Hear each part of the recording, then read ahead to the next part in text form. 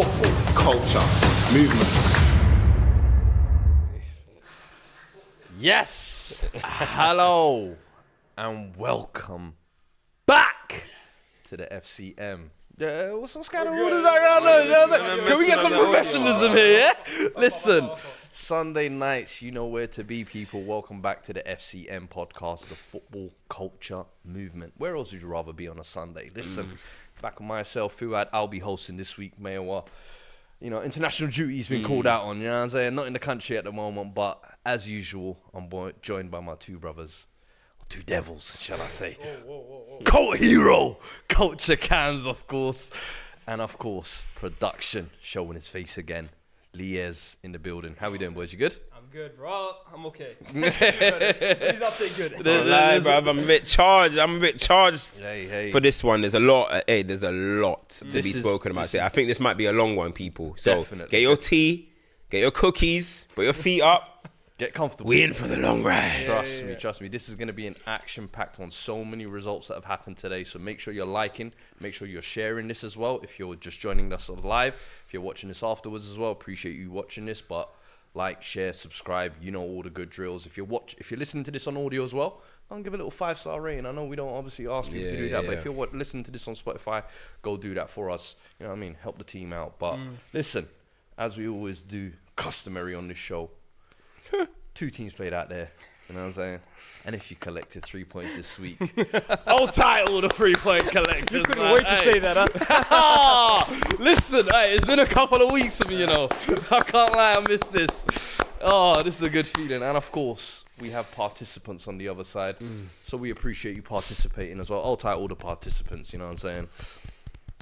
Ain't easy out there. Ain't easy, you know what I'm saying? A lot of teams travelled a lot of mileage today, long trips. Hey, we're going back up north for some of them, it seems. But where else to begin than the game that's just finished? Tottenham Hotspur 4, Newcastle United 0. No, I don't know if you want want to mate. ask the questions. 4-1. It was 4-1, mate. 4-1. Sorry. Don't forget the consolation, blood. You know what? Don't forget the consolation. My fault, Big Joe. Yeah.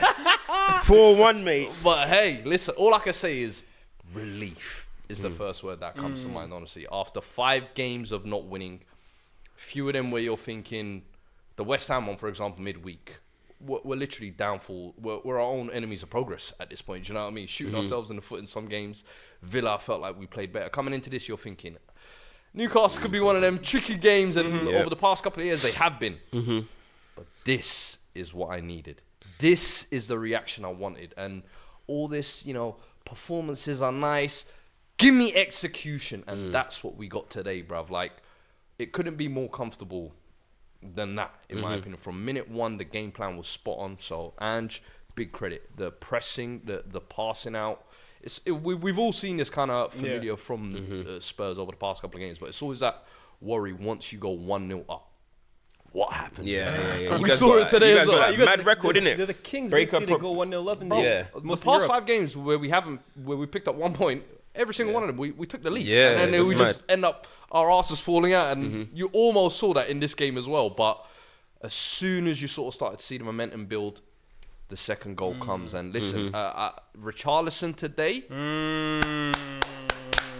Hey, that's your up now. That's your up. Hey, that's your up. Hey, he needs new but guess what? You give credit when it's due. Yeah. And today was a performance where I have to look at it, not just the goals as well, but it was the shift he put in as well. Like when I'm talking about the pressing from the front, he was the one that was setting that tone. Clattering Shars, clattering Lascelles at every opportunity. These are big dogs. You let them know they're coming here for a fight. So that was the perfect tempo to kind of set. Son Heung-min on the other side as well. Today was playing on the left, not through the middle. And I remember when I saw that, I was thinking, how could this go? I don't know. 2024. Well, yeah, in 2024, Son on the wing. I don't know about this one. We've just revolutionized. But Kieran Trippier, because that's what I'm calling him today. Kieran Trippier. Here's some dollar bills for you. What was happening on that flank? He said left, right, left, right. Where you want to go? We can take this anyway. Hey, that was easy as you like. And we ain't seen that for a minute from Son. So to see that was almost like, yeah, we're really cooking today type of thing. And that kind of set the tone for the game. And it was just, for me, players performed, managers tactical plan worked to perfection, and Newcastle just kind of fell within themselves. But I have to pick up some more individuals as well. Two individuals because for me, the I'm two looking at. fullbacks for me, Yeah. I really want to touch on as well. Porro's been growing, you know. I can't lie. When Porro came into the league, I looked at him. I was Talk like, to me, I was because like, yeah, I'm not you remember I was trying to recruit him for the AF. Yeah. I remember. I was like, yo, hold on. You so done with the AF team. You know what I mean? But- You're recruiting anybody. Bro, you know what I'm trying to say? So I Let saw anyone him, in the and that's when you flipping make us go bankrupt as well. So I was like, I ain't taking Porro. What's this, bro? You know what I'm saying? But now, in all honesty, like, when I saw him, I wasn't impressed, bro. I was like, you know what I mean? But obviously, he was probably getting used to the league. You know what I mean? He was probably adapting to the league, seeing what. Obviously, you've got to know what the league is about first, innit? Some people hit the ground running immediately. Some people don't.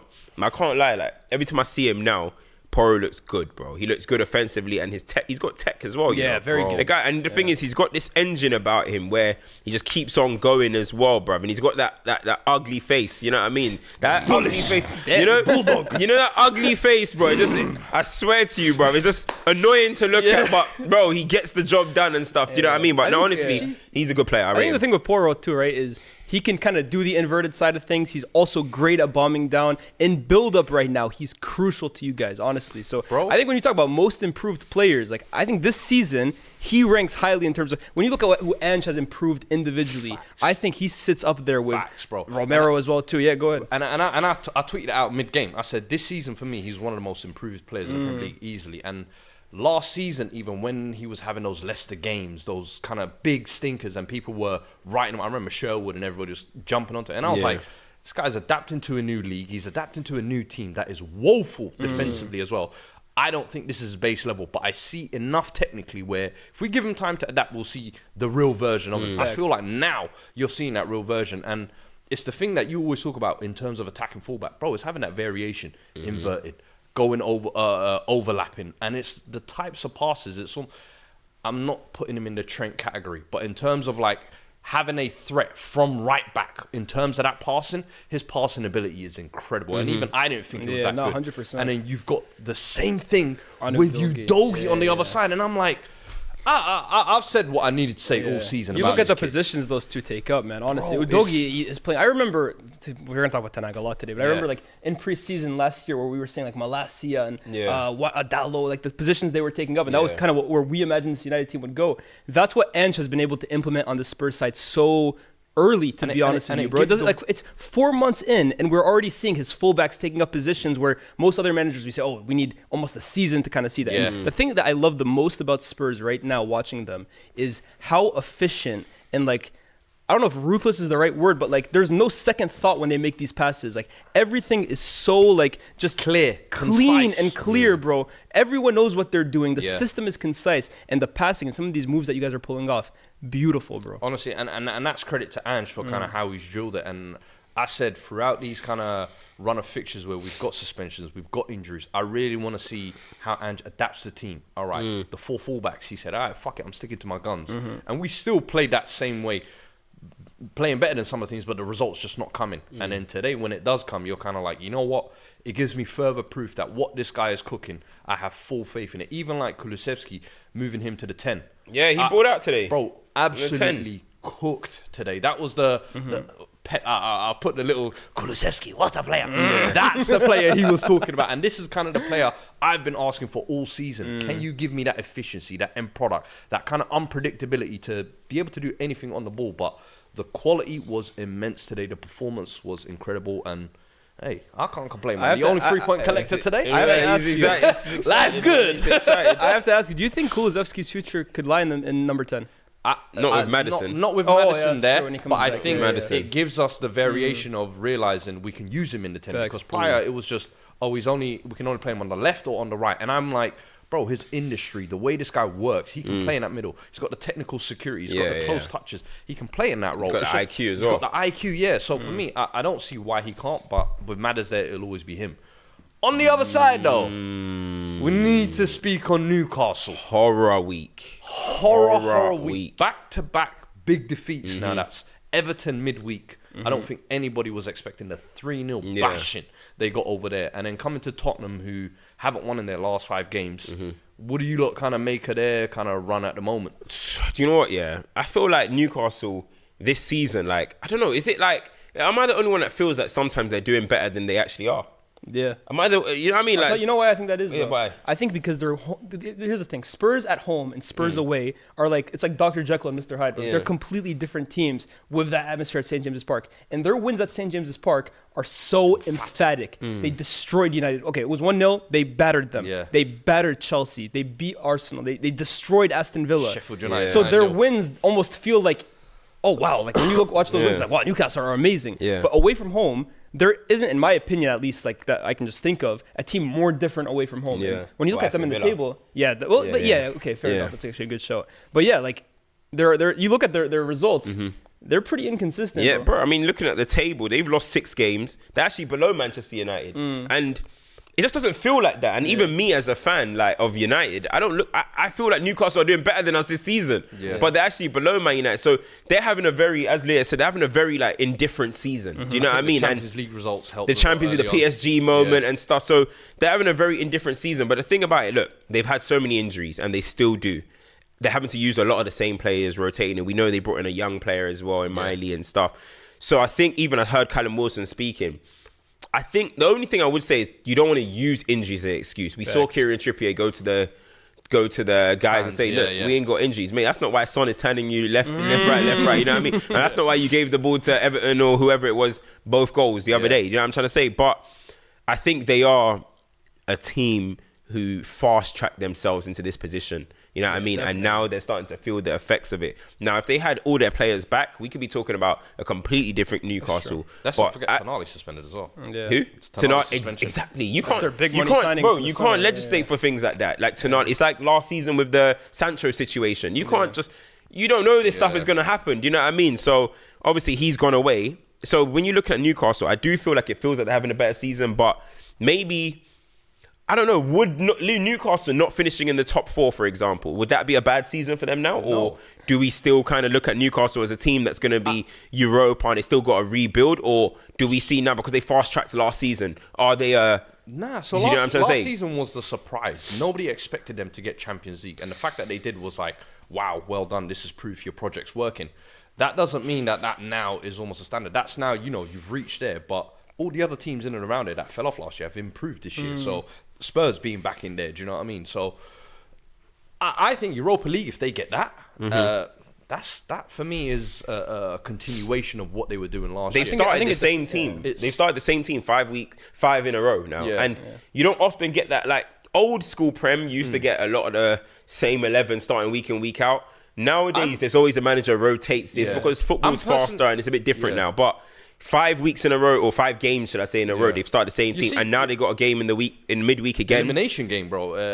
Champions League one there as we well. go. So, and that's going to be a big one. And are they going to play the same side again? But you're seeing their squad get stretched. Teams like Brighton as well. And I said last year when they were both having that kind of incredible run, I said, I really want to see how these incredible managers react next year once the squad is stretched. Because that's what a lot of these kind of top sides have to go through week on week. Games every 3 days, but now you're seeing it. How do you react? How do you kind of control it? And Newcastle's away form, at some point, we can't just overlook it and be like, they're playing away, they're not good. It's like, no, Eddie Howe, what are you actually going to do within that to tweak it and kind of make it? And today we even saw his 2 centre-backs, was it Shah and Lascelles, were kind of running around, pulling their and muscles. already Lascelles is only in there because Botman is out for exactly. For So it's a case of he's really struggling, but you have to adapt within that as well. And we've seen that with Ange. It didn't go well for 5 games, but today he managed to kind of pull it around. Eddie Howe's going to have his moment. I think the big one for, I think the big one for me, if Newcastle don't make it into Champions League round of 16, if they're eliminated at the group stage and then they don't make Champions League for next season as well, that for me is a disappointing season from Newcastle. Because I think even themselves, and in amongst the club, the expectation would have, we're not going to challenge for the title, but at least consolidate our position or at least make a deep run in Europe. For neither of those to happen, I think would be very disappointing. Considering the group. Well, yeah, but Dortmund finished top of the group and no one expected them to get out of it. So, but Dortmund got I wouldn't say Dortmund had pedigree, but Dortmund have been there like every season. I hear it. It's a tough group. It's a tough group, but I feel like you kind of like sacrifice one for the other. Like everyone says, you're going to have a deep run in Europe, but it's going to struggle in the Prem. Because I think if they, for example, now finish 3rd in that Champions League group, and do a deep Europa run. That's still like maybe qualify for Europa, maybe. do a deep Europa run. Yeah. I think that's still like you're still building on kind of what you had last year. Yeah, maybe. I don't think it's too much of a fall off in my eyes. But now, where get does some that leave them now? It super leaves them 7th with 26 points. 2 Newcastle. points off West Ham. Yeah, Newcastle.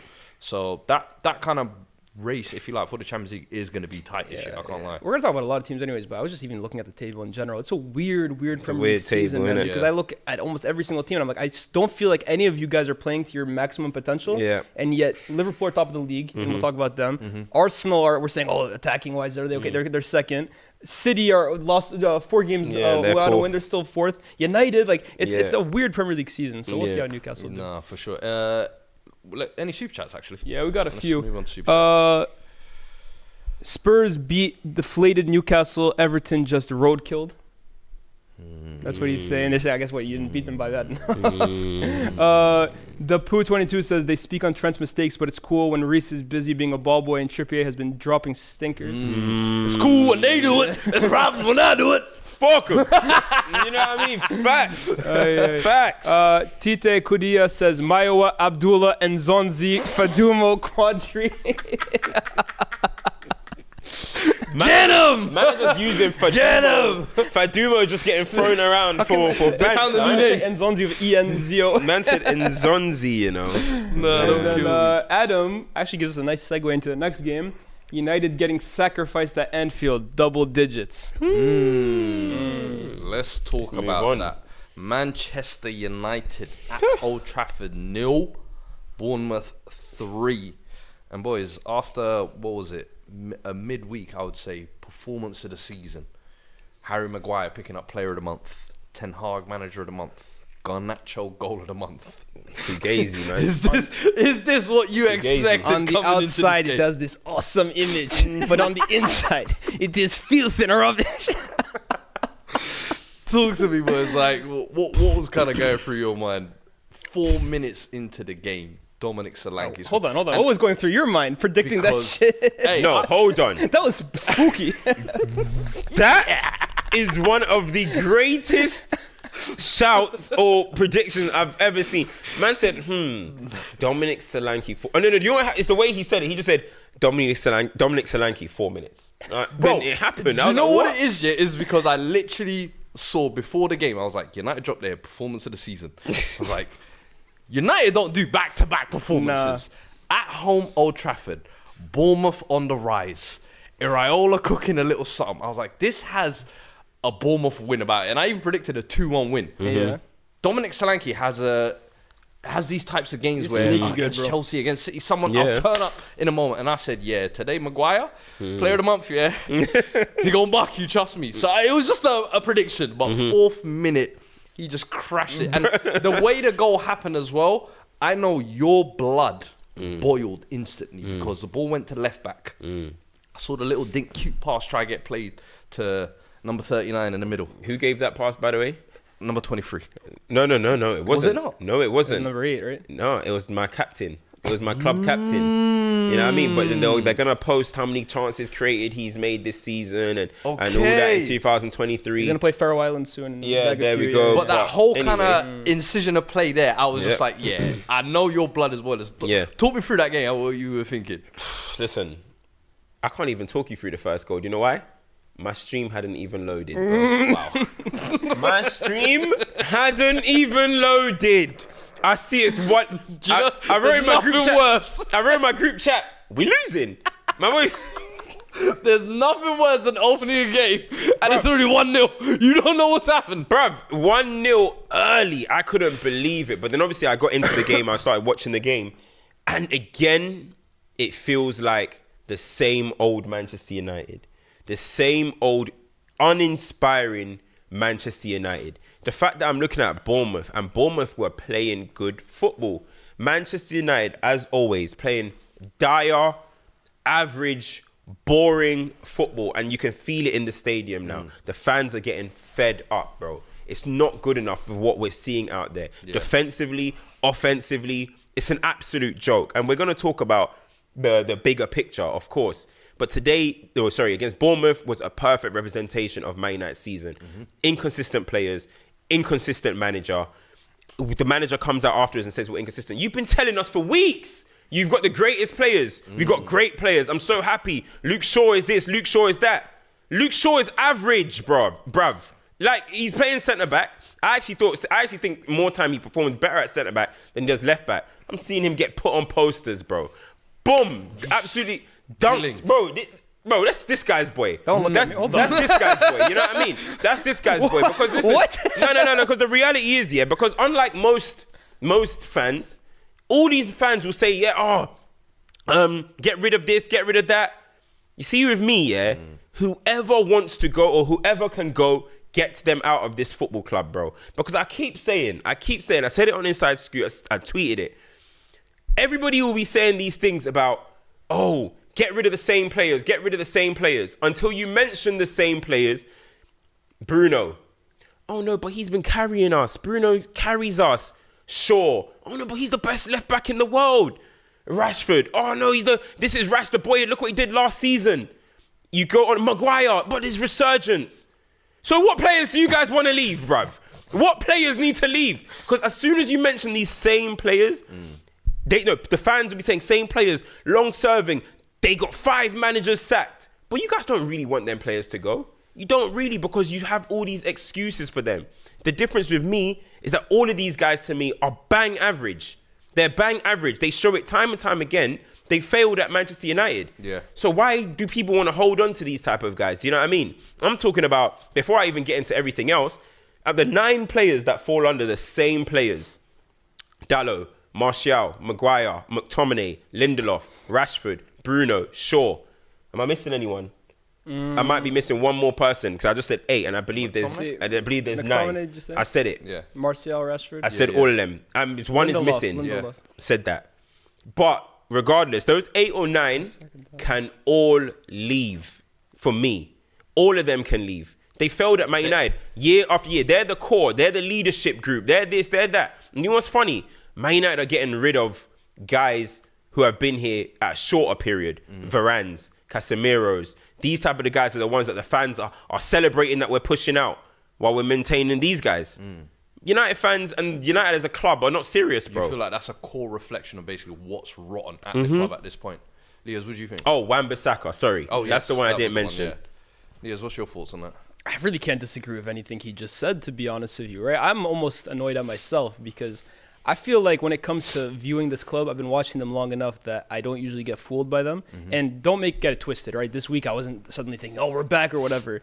But for the first time, I was saying I actually saw United play football. Like I looked at the game and saw United on the front foot, and they were creating chances, and they were the better team during the game. And I said it was the first time I've seen it all season. Unfortunately, that was more of a reflection of how shit Chelsea are than how United might have been turning a book. Because it's the same nonsense every single week. In every single phase of football at Manchester United, we are below average. Defensively, I've never seen a top team in this league concede as many comical, clear-cut chances as United did. I mean, the 4th goal that Bournemouth scored that I think unfortunately got rolled out for handball to them. It's comical how United concedes that chance. So let's push that out the side. In midfield, you guys laughed when me and Cam were celebrating a McTominay goal. First of all, me and Cam celebrate Man United goals because last time I checked, you're not a McTominay fan, right? No. You don't support McTominay Football Club, No, I do not. Last time I checked, I don't do that either. So it could be Fuad putting on a Man United shirt for the first time in his life tomorrow, scoring a goal for my club, I'll celebrate. But it doesn't change the fact that this guy is a fraud and he is an actor. Just like I said 7 days ago, you cannot control football games and be a successful team long term with this guy frauding his way through 90 minutes of a football game. It's a disgrace watching that guy put in performances. And he's not the only one. In general, the midfield issue at United, we've been talking about it for 10 years. But again, he has been a huge part of that issue for 6-7 years now. And then going forward, man, I mean, you look at the goals that the forwards have scored or the lack thereof.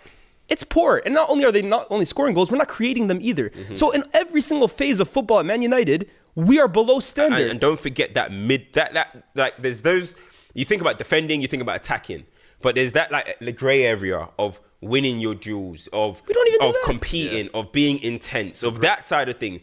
we're way below. You're looking at us as athletically as a team. We're way below. You're looking at this league now. You got to be a peak athlete most of the time. You got to be able to compete if you want to be a solid team. Yeah. And us, we can't do that. We're not physically up to it either. So there's so many aspects of the game where Man United are well below. You know what I mean? And part of that are Ten Hag signings as well. I'm looking at it, right, in the table, yeah? And we're talking about offensively. You're looking at the table. Every single team in and around us have scored a minimum of 33 goals. I'm talking Brightford. I'm talking Brighton, Newcastle, Tottenham, Man City, Aston Villa, Arsenal, and Liverpool. Every single one of them have scored 33 goals or more. Do you know how many Man United have scored? 18 goals. Damn. 18 goals. We have nearly scored a goal a game only. We've played 16 games and we have scored 18 goals. Yeah. Now, is that down to the attackers or is that down to the way the manager is setting us up? Are we creating good, clear-cut opportunities? No, we are not. People are talking about Højlund. Now, the jury is out for Højlund because I think his movement is a bit average. Mm-hmm. He gets involved too much with the wrestling side of things. Yeah. He can do better. 12 games, 0 goals is not acceptable for anyone. I don't care if you came straight from the academy. Mm-hmm. Yeah. That's not acceptable. However, do we create patterns to create him open and easy chances? No, we do not. And that is the problem with Man United. And that comes from the manager. You know what I mean? It's unacceptable to score 18 goals in 16 games at Manchester United. It's an absolute joke. That can't happen. That can't run. But you look at every single... Who does a result like that sit on then, though? Because like yesterday, that's Ten Hag. Bro, is that yesterday? It has to be on Ten Hag. Listen, it's not even just it's the team selection, which everyone is going to talk about the bigger picture at United and the owners and the board. We all get that. We've said the same story for the last 10 years. We get that. We understand that no manager is going to come in tomorrow and turn United into title challengers. Me and Cameron are deluded. But in terms of putting out an 11 that can go out there and execute your plan or your so-called plan, that's on the manager. When you step into the 4 lines over 90 minutes, we have to stop talking about the ownership at some point, bro. You are responsible for getting these guys to mimic your game plan. And he has failed to do so 99% of the season. What did I say in September? I said Manchester United come out of second halves uninspired, lost, confused, as if the manager isn't saying anything in there. And what happened again? You're 1-0 down at Old Trafford to Bournemouth, and you come out and should have lost 4-0, bro. Could have been more. There could have been more.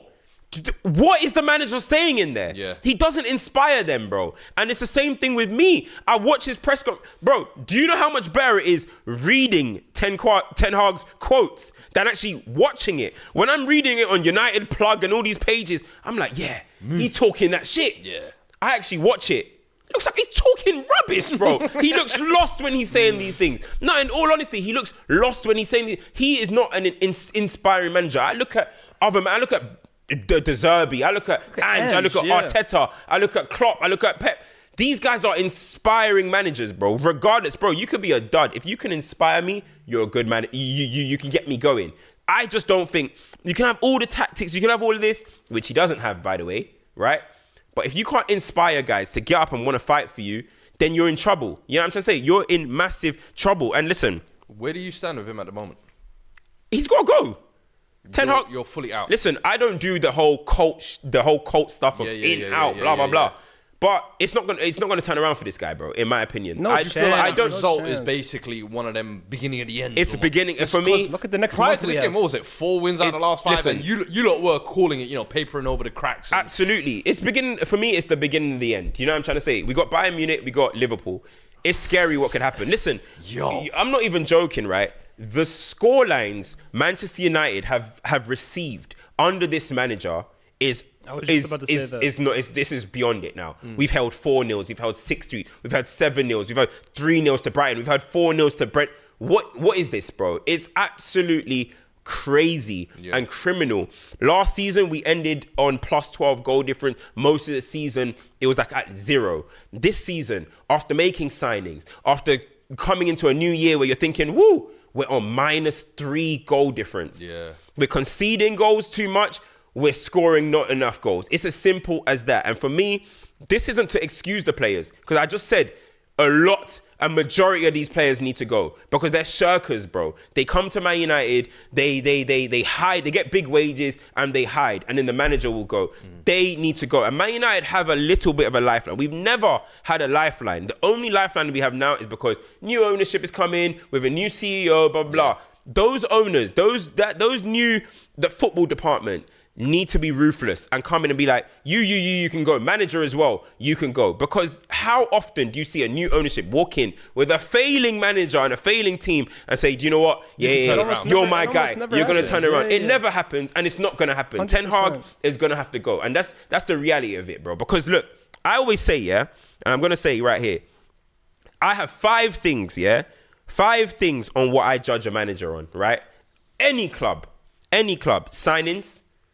His signings are a joke. You have to rate it out of 10. His signings are 2 out of 10. They've whether we thought they were good signings before or after, you have to implement. They have to go out there and implement what you want. Yeah. You know what I mean? They have to go and do that. You sign Højlund. I'm calm. Højlund looks a decent player. Yeah. But do you know what's funny? Højlund's probably is going to be better without you, mate. Højlund is going to be better without you. Do you know how crazy that is? Yeah. He is going to be better without you. Mason Mount, he is going to be better without you. Yeah. Do you know what I'm trying to say? So some of his signings, for me, are very underwhelming. Not even some, nearly all of them, right? And then you're looking at style of play, tactics. And that was the thing when we hired Ten Hag, the big selling point. Ajax, the way he wants to play. Yeah. We want to replicate that at Man United. Within a year, he's already talking about, I've changed my philosophy. I want to be the best transition team in the world. You look at one Man United game from one week to the next, you have no idea what the hell the idea is. Exactly. You have no idea what his philosophy is. So that's 2. So that's signings, that's style of play. Results. Results is basically, the results are not good enough. We've lost 7 games in the league already. We've lost over 10 games already in all competitions. We are bottom of our UCL group. We have conceded, 14 goals in our Champions League group? We've been humiliated by all our biggest rivals. Humiliated by all of our biggest rivals. Results-wise, it's not good enough, right? Last season, we're just going back to the style of play. Last season, right, I ignored the style of play. The football wasn't great, but I said, you know what, World Cup year, Carabao, a lot of football. We were going deep. It was long first season. See who you want. See results-based business. He did that last year, right? He dashed that this year. It's gone even worse, right? It's been a joke. Man management. Awful. Man management. Awful. How many players are upset at this football club? How long is it going to go on that he's upsetting these guys? People like Varane, who's never had an issue with any manager ever, all of a sudden he's a problem. And Manchester United fans sit there and defend it. Sit there and defend watching our best defender, he is our best defender, sit on the bench for Harry Maguire, for Johnny flipping Evans in 2023, for Luke Shaw. This is to play centre-back. This is beyond it. And fans will sit there with the wool over their eyes and be fooled by this stuff. Because why? You have to back the manager. You have to. Because apparently, if you back the manager, that means you're backing the club. Yeah, you're a better manager.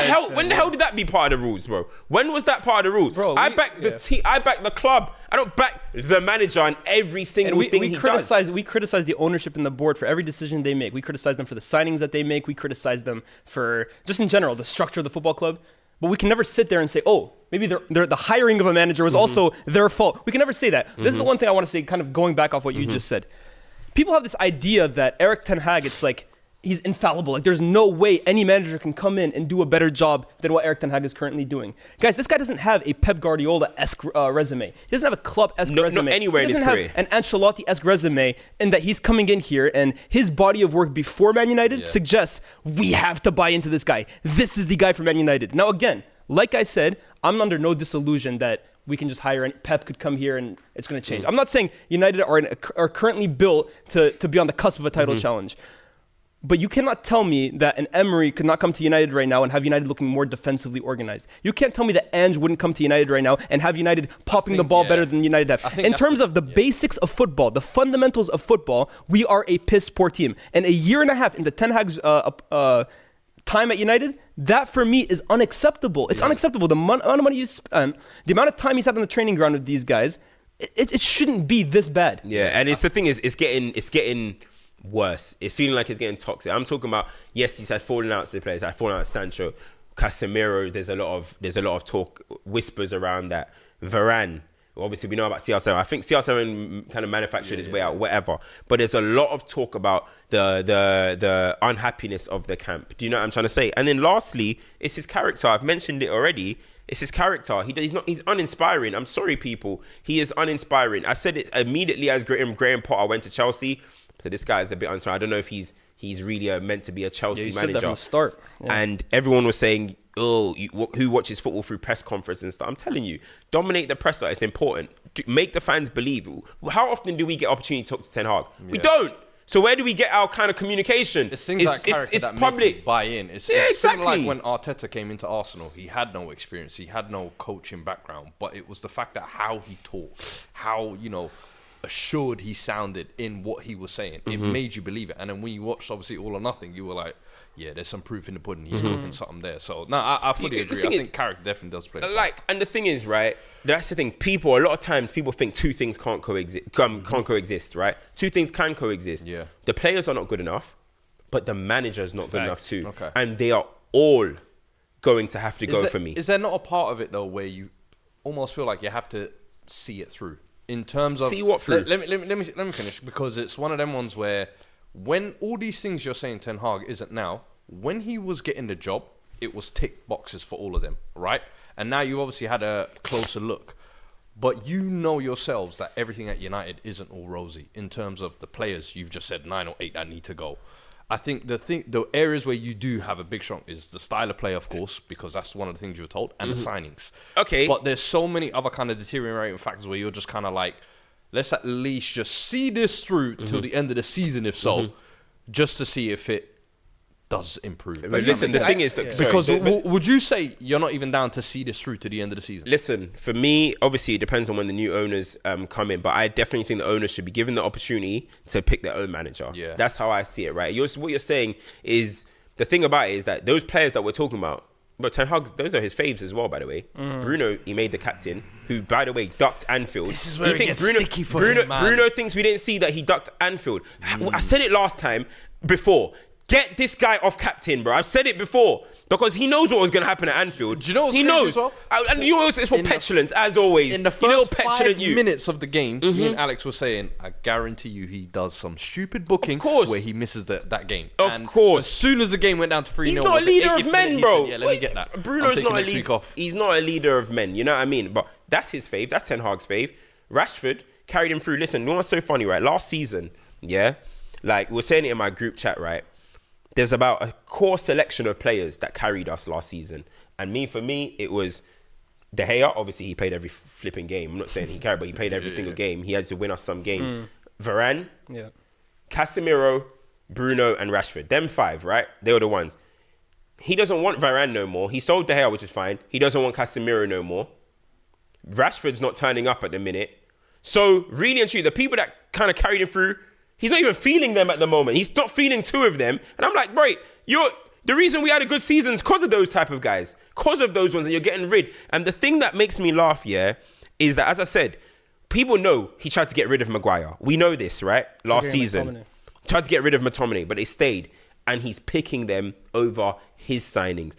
Listen, you guys can talk as much as you want about Maguire's form, McTominay's form. We have seen over the years, these men are not team lifters. They're not elevators. They don't raise your team's level. We are forever. I said it with one.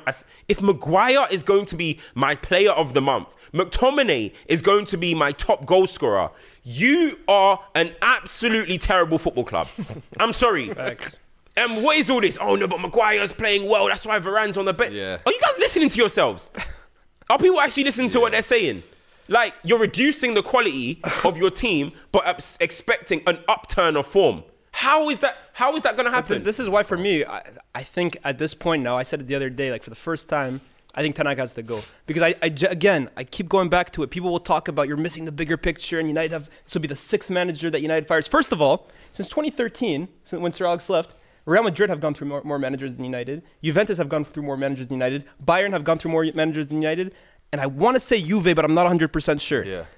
Big teams go through managers, guys. I understand that United, we had a manager for 26 years or whatever, and we want to have a guy who kind of builds a team and sees it through. But This is modern day football. Yeah. If a guy isn't good enough, big teams are ruthless and get them out the door. Because United are obsessed with Fergie. United are obsessed with Fergie. That's what it is. We all think that we have a Fergie. By the way, we had to go through Ron Atkinson. We had to go through McGuinness. We had to go through all these, man, before we got to Fergie, bro. You get me? I make this whole point. I think at this point, Ten Hag, in my opinion, is actually lowering the standards of Man United. The performances that we're putting out, the results that we were getting, like, peppered, not just beat. We saw 3-0 against Liverpool under Moyes. We saw 4-0 against... We're losing to all of our biggest rivals in humiliating manner. And now, this feels like Moyes' season, in fact. 3-0 at home to Bournemouth, first team to do that. 4-0 away to Brentford, first team to do that. It feels like every week there's a new record. And the players that we're putting out there in terms of McTominay and again, I don't want to go... Maguire's playing good football, fair enough. But if that's the standard that we're going to go back to, when we all agreed 12 months ago, we need to move on from Maguire, in my opinion, he's lowering the standards of Man United. The thing is, you almost feel like you're stuck in the mud a little bit. And the thing is, right, and the reason why the players have to go, as well as... Look, the manager will... I think the manager will end up losing his job, right? I think he will, because... That's what happens in football. Yeah, I mean, the manager will end up losing it. But that's what I'm saying. It's so important for Man United not to stop there. Bruno, captain, bye. Ruthless. Maguire, thank you for little upturn. Do not give a new contract or anything. Bye. McTominay, all these... And the worst... Do you know what the worst part about all of this is? Whoever comes in afterwards is going to have to rectify Ten Hag's poor signings too. And that's the scary part. If Ten Hag goes today, that's the problem. If Ten Hag goes today, what's he left behind at this club? What's he left behind? What's he left behind? Garnacho? Oh, listen. Enough of the United talk. I do feel like there is a winning team we should touch on as well, definitely. Bournemouth, because Iraola, what is that now? Bournemouth's first win at Old Trafford as well. 3 goals, clean sheet. I mean, you got to give him massive credit. I think 4 of the last 5 games he's won there as well. Their form is incredible at the moment. Dominic Solanke obviously had a big game as well. But I think Iraola, the way he's been able to kind of turn that round, he deserves kind of a bit of credit for 100%. Sure. Because how they started the season, I had them as my overachievers for the season, almost like 11th, 10th place. I thought they've got a talented squad enough. It's just a case of can he get it together. What he was doing at La Liga, I thought he's going to come in straight away. He struggled early on. Now against a couple of teams in and around him, he's got the results and a big result there as well. That's exactly what you need. But Solanke's doing his thing. I think a lot of them. Would you guys make of his evolution? Because the last time he was in the Prem, it was bad. He wasn't this guy, bro. He played for Liverpool for a little bit as well. But what have you lot made of that evolution? Bro, Solanke was a gunman in the academy days, bro. You know what I mean? Proper. And listen, sometimes it does take some people a while to find themselves in the men's game. You know what I mean? Yeah. We often think that if you're a hitter or whatever, you're this wonder kid star boy and you're going to be this special player. But listen, a lot of people are just honest model football players. You know what I mean? They're just going to have a decent career, good career. But what he's showing is that he's Prem made. You know what I mean? Tammy Abraham, for example, did it earlier and he's kind of established himself. I'm seeing Solanke kind of finding where Tammy was before. I'm seeing Solanke starting to find that now. Do you know what I mean? His overall play as well is very good. His touch, he brings people into play. He battles defenders. And now he's scoring goals. He'll probably say, I've always been battling defenders. I've always been linking up. But the goals weren't coming. And that's the difference now. And that's why, as I said, you just got to respect it. You see the same thing is happening with Chuba Akpom. Chuba Akpom. I was like, whoa, yo. Bro, everyone was calling him next Henry at a point, and then his career just went left, and all of a sudden he's refound himself. It's funny, all of those guys you mentioned, Solanke, Tammy, and Chuba, they've all almost taken that step down to the championship to say, you know what, let me find my key. We were kind of hoping with Ryan Brewster would kind of happen similar in the end. I kid you not, and Cameron Archer's low-key come over there. He's one that's cooking. I can't lie. Him and McAtee over there. McAtee's a baller. We'll talk about Wilder and his boys in a bit. You know what I'm saying? I know you're looking forward to that one. Any super chats for this game? United, so O'Malley says United reminds me of when Emery left Arsenal in his second season. Captain issue, players not backing the manager, and poor communicator. You gotta make this laptop over here, right? Can you go ahead? You're going. Bergowski says, I still remember Cam's on Big Six show prior to Ten Hag's arrival at United saying the rest of the EPL days will be long. What does that mean? Basically saying...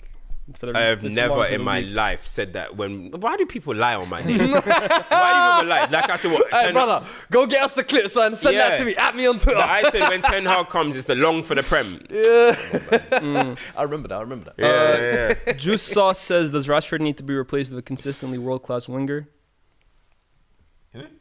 Juice Sauce asks, does Rashford need to be replaced with a consistently world-class winger? Who's a consistently world-class winger? Now, if Rashford needs to go, he can go. It's simple as that. But I don't think there's any consistent world-class wingers. There's wingers that I think that can make you a more cohesive, good team. Because Rashford, there always seems to be cohesion issues with him. But in terms of world-class wingers, there are not many world-class wingers in the game. People throw around that too much. Because weren't Kvara world-class last season? Have you seen my man now? You think I didn't see that 1v1 versus Juventus? Hey, Kvisha! We're gonna save you, boy. Frankie Fast Hands has 2 super chats. He says Solanke is better than Martial and Højlund combined. And he also asks Uncle Cam's in the extra small t-shirt. Do you think Ten Hag can turn this around? If so, how? He's a medium. He does this every week, man. Where's the small? There's the large one, you know. It's the XL blood. What do you say? What was Do the you question? think Ten Hag can turn this around? And if so, how? No, I don't think he can turn it around. Yeah. I think it's too far gone. This is one of the worst seasons we're ever having. Do you know what I mean? I don't think people are deep in that, by the way. Yeah, people are not deep in it. It is one of the worst seasons we are ever having. So I don't think he's going to turn this around. I've seen it happen with Man United. When the spiral starts, I haven't seen anyone overcome that. So no, and I don't think his CV even requires us waiting. Arteta Baller says United need to do what Arteta did. Only 3 players are left from the squad he inherited. He looks at character, not ability. No more Hollywood signings, United. I do agree with that first pick, because I remember me and you were both saying this when Ten Hag came in. And remember the first 2 games he was playing the same guys. And I remember I came out and said, when people show you who they are, believe them. It doesn't matter how good they were in preseason. They have shown you over a large, sustained amount of time that they can't be trusted. And that was kind of like the hope that, okay, now he's going to start getting rid of these guys because they've kind of like let you down the first 2 games. 2 years in, the fact we're still relying on some of the same guys from a manager, 2 managers, 3 managers ago. You're living. You dug your own grave. What happened to Manu, no? He had a little game against Live Everton. by the gun, die by the gun. And it's like, get back to the bench. Yeah, that's Hannibal. What happened to Hannibal? He said Hannibal's he said Hannibal's a reference point for the rest of the team on how to carry yourself and Never stuff. saw the picture Never again. saw him again. But this guy's a joker, man. He's a joker. United. S says United got Cam watching Nice. Don't worry, Kane can. Bro, I can't lie to you. Hey, that was the funniest thing this morning, you know. Imagine I woke up, open Twitter, Cam's hyping up, Nice vs Rem, let's go! This guy was down bad. I know you ain't got BT subscription. How do you say that? How do you say that team that starts with an R, by the way? How do you say Reims. R-E-I-M-S? He probably says Reims. How do you say it? Rhymes? Reims, that's still on. You want to know how you say it? You tell me, French boy. You say Reims. Ain't nobody on the street walking around saying France. Well, not in England. You say rhymes in fucking France. We say Reims over here, bro. Reims trying to say that, man. Man said Reims, bro. Nigga growled. Bro, what's all that, man? Aye. This is England, all right? This is England. This is England. Alex Oualulis says, love how Spurs play. To me, first still season Bielsa. I guess he's comparing you guys to how Bielsa was cooking with Leeds first year. He hated Bielsa. Nah, For real? Man, don't do that. Nah, what do you think? We're more refined. We got a few more. Masoom says, United fans, stop being spoiled and back your manager who won Manager of the Month. Believe in the process. What process? Hold on. Love from a City fan. And You got me. James Barus says Scott McTominay is a worse Abdoulaye Doucouré, and while I love Dukes, he never starts for United before this year. I think he actually would now. Who, Doucouré? Doucouré starts for us. What? That athletic ability, that athleticism. Who start for us? Yeah, that's all we got. That's it? Yeah. Nice. Let's move on to the next game, shall we? And I feel like it's only right we touch on Aston Villa at Villa Park yesterday. 15th home win in a row, a new club record. That's ridiculous. Unai getting his get back on Arsenal as well. What did you lot make of the game? Go on, I'll let you start. Look, I mean, Villa are just on some crazy form right now, man. Of course, you talked about the home performances, but just in general, bro, what Emery has done to this club in his time at the club is revolutionary, in my opinion. Like, I don't think people are really understanding the gravitas of it. And actually, it reminds me kind of what we saw from Newcastle when Eddie Howe came in. They were bottom of the league when he took over, and the way he has turned them not just to a great footballing team on the ball, but you look at the athleticism and the energy that this team plays. One thing I love watching about Aston Villa, and you saw it against City in midweek, and you saw it in flashes against Arsenal, because we're going to talk about Arsenal. I don't think it was as one-sided as the game against City, but Bro, Emery is the best, in my opinion, at making it difficult for the other team to play their fluid football. Yeah. This team finds a way of like breaking up play in the most crucial periods of time. So often, like that first half in particular, they made it so chaotic when Arsenal are trying to play their nice fluid football. And even early in the They second half, just make it rough for you, bro. And yeah, man, they're the team at Villa Park. No one wants to go to that place because they just make it so difficult for you to play. And the thing is, if you look at how they played against City in comparison to this as well, is where I feel like you have to give Unai his credit. The fact that he's able to adapt his tactics and adapt his team to whatever the occasion calls for. And this is why I always feel like he's always been able to be a little bit of a European Cup specialist, if you like.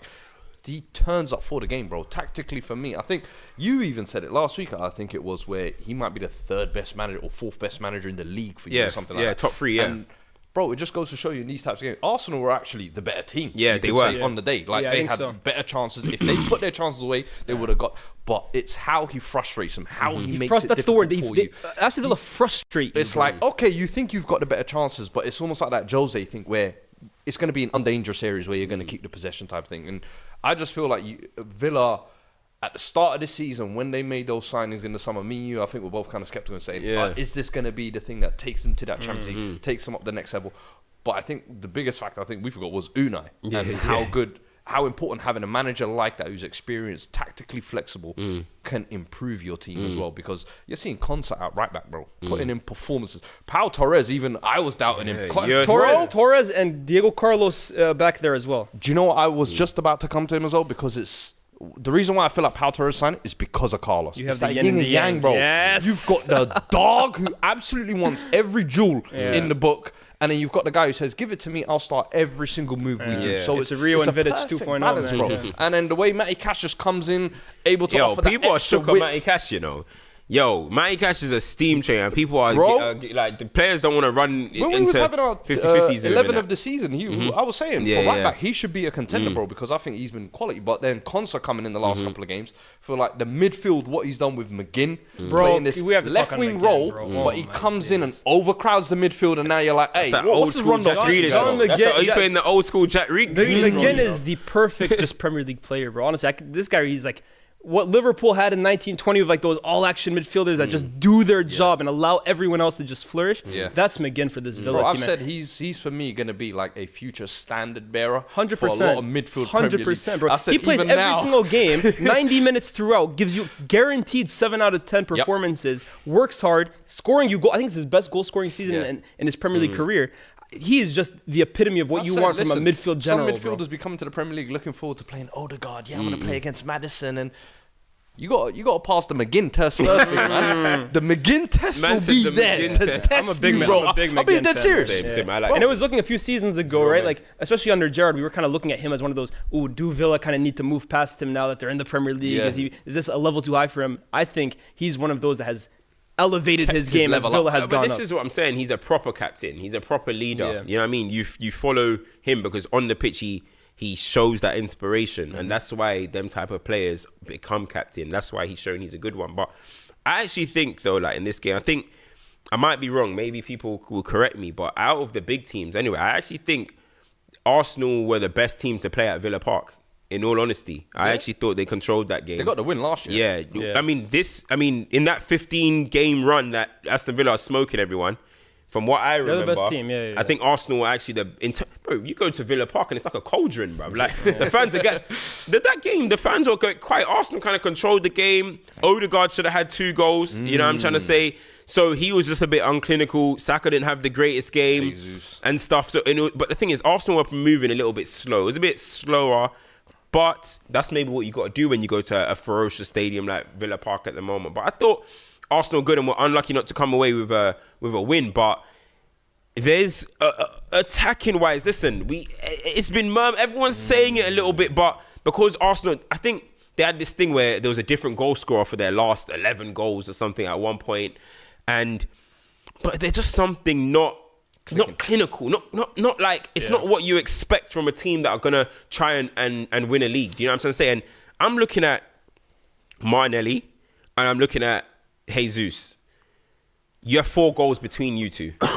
Saka has 5. Yeah, I know Saka's the penalty taker, but between you two, you have less goals. And it's not like Saka's got 14 goals at Haaland, or he's doing what Son is doing, 5 is just okay. And for you two to combine to not have more than 5, that's crazy, bro. These two need to do more this season in terms of scoring. People are going to say they're still performing, but you need to score goals. Especially when you need to score goals. You're attack, and they're not. It's not like Martinelli, for example, is in that mode of a Jack Grealish who he doesn't give you goals and assists, but maybe he can influence the game. Blah blah blah.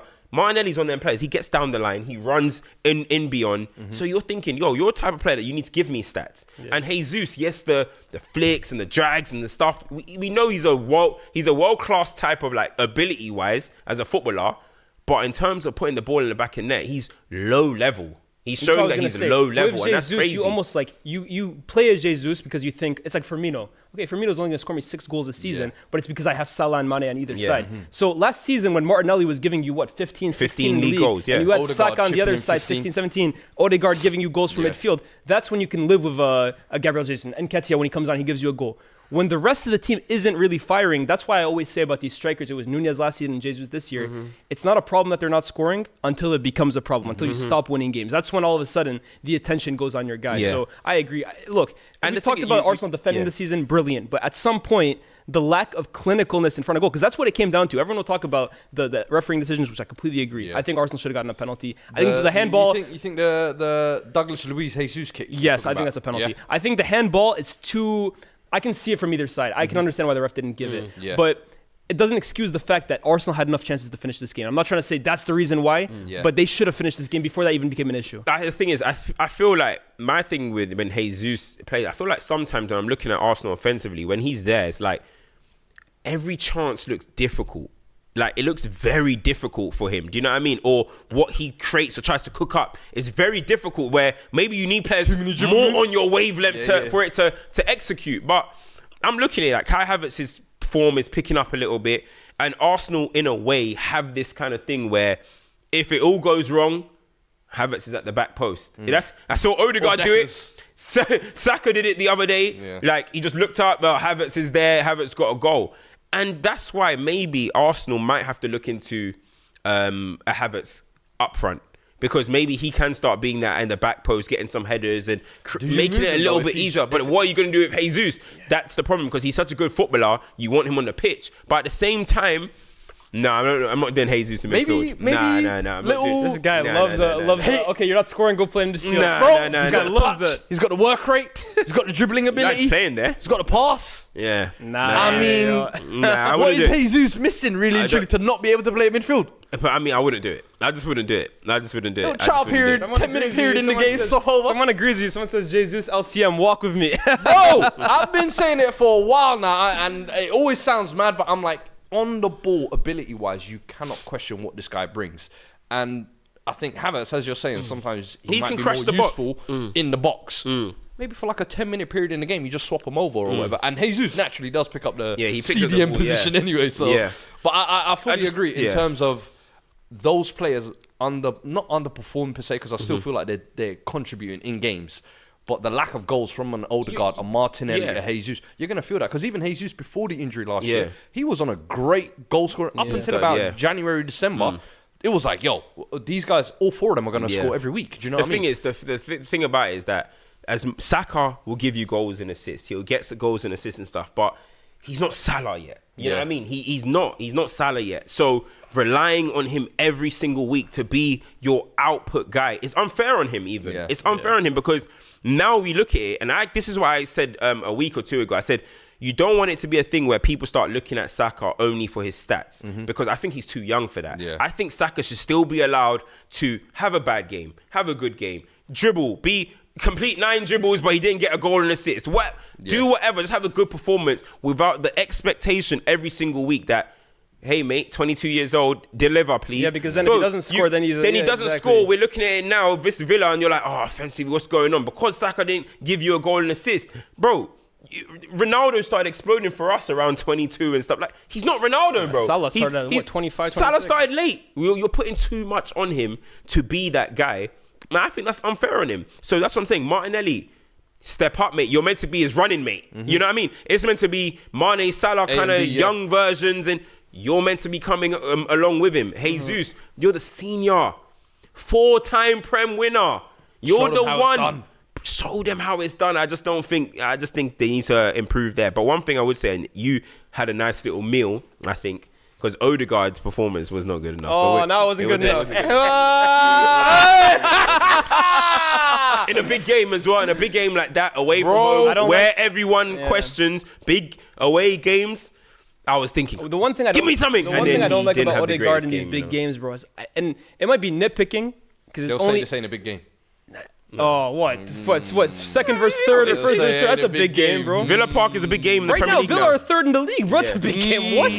But Speak on it. I don't like, and again, I'm nitpicking at small moments, but I don't like these 50-50s where Odegaard is pulling out of it. I hate seeing that. I know look, we don't have Roy Keane's in the league anymore, but as the captain of my football club, I'd be disappointed seeing it. Yeah, especially, but he saw what Matty Cash did to Bentancur, and he said, I ain't trying to end up in the hospital, big man. I don't want none of that. You know what I mean? But honestly, I think Arsenal should be fine. That game though, that's coming up, and we're gonna move into them, I'm sure, in a sec.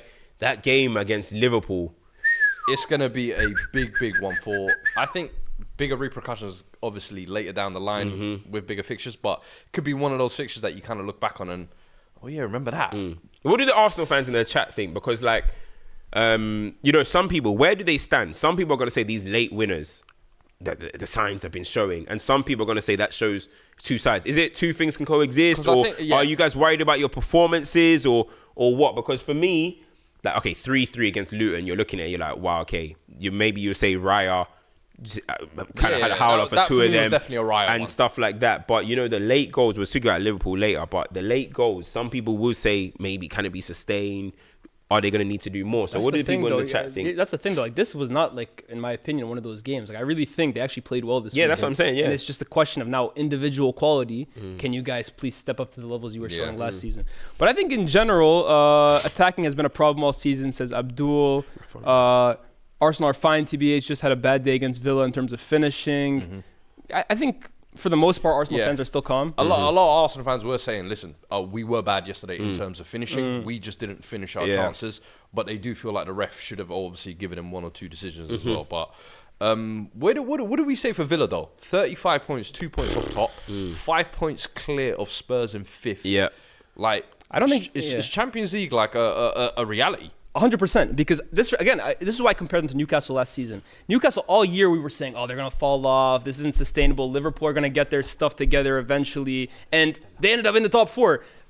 Aston Villa have the physicality, they have the individual quality, and more importantly than anything, they have the coach. So I'm not exactly sure why they wouldn't be able to finish the top four, especially when you look at the rest of the league. Man United, we're just kind of assuming because they're United, they're going to just finish in the top four. No. We saw last season with Liverpool, same exact thing. Chelsea are a million miles off it. Villa have everything, and again, most importantly, they have the coach to get across the thing about Villa is that they did recruit, so they do have a kind of a, not big squad, but they have got depth, so it could help them in Europa. We know, if anyone's been watching football over the last 10 years, we know Unai Emery is going to try and win the Europa League. Conference League. Sorry, the Conference League. Sorry, the Conference. We know he's going to try and win in Europe. Sorry.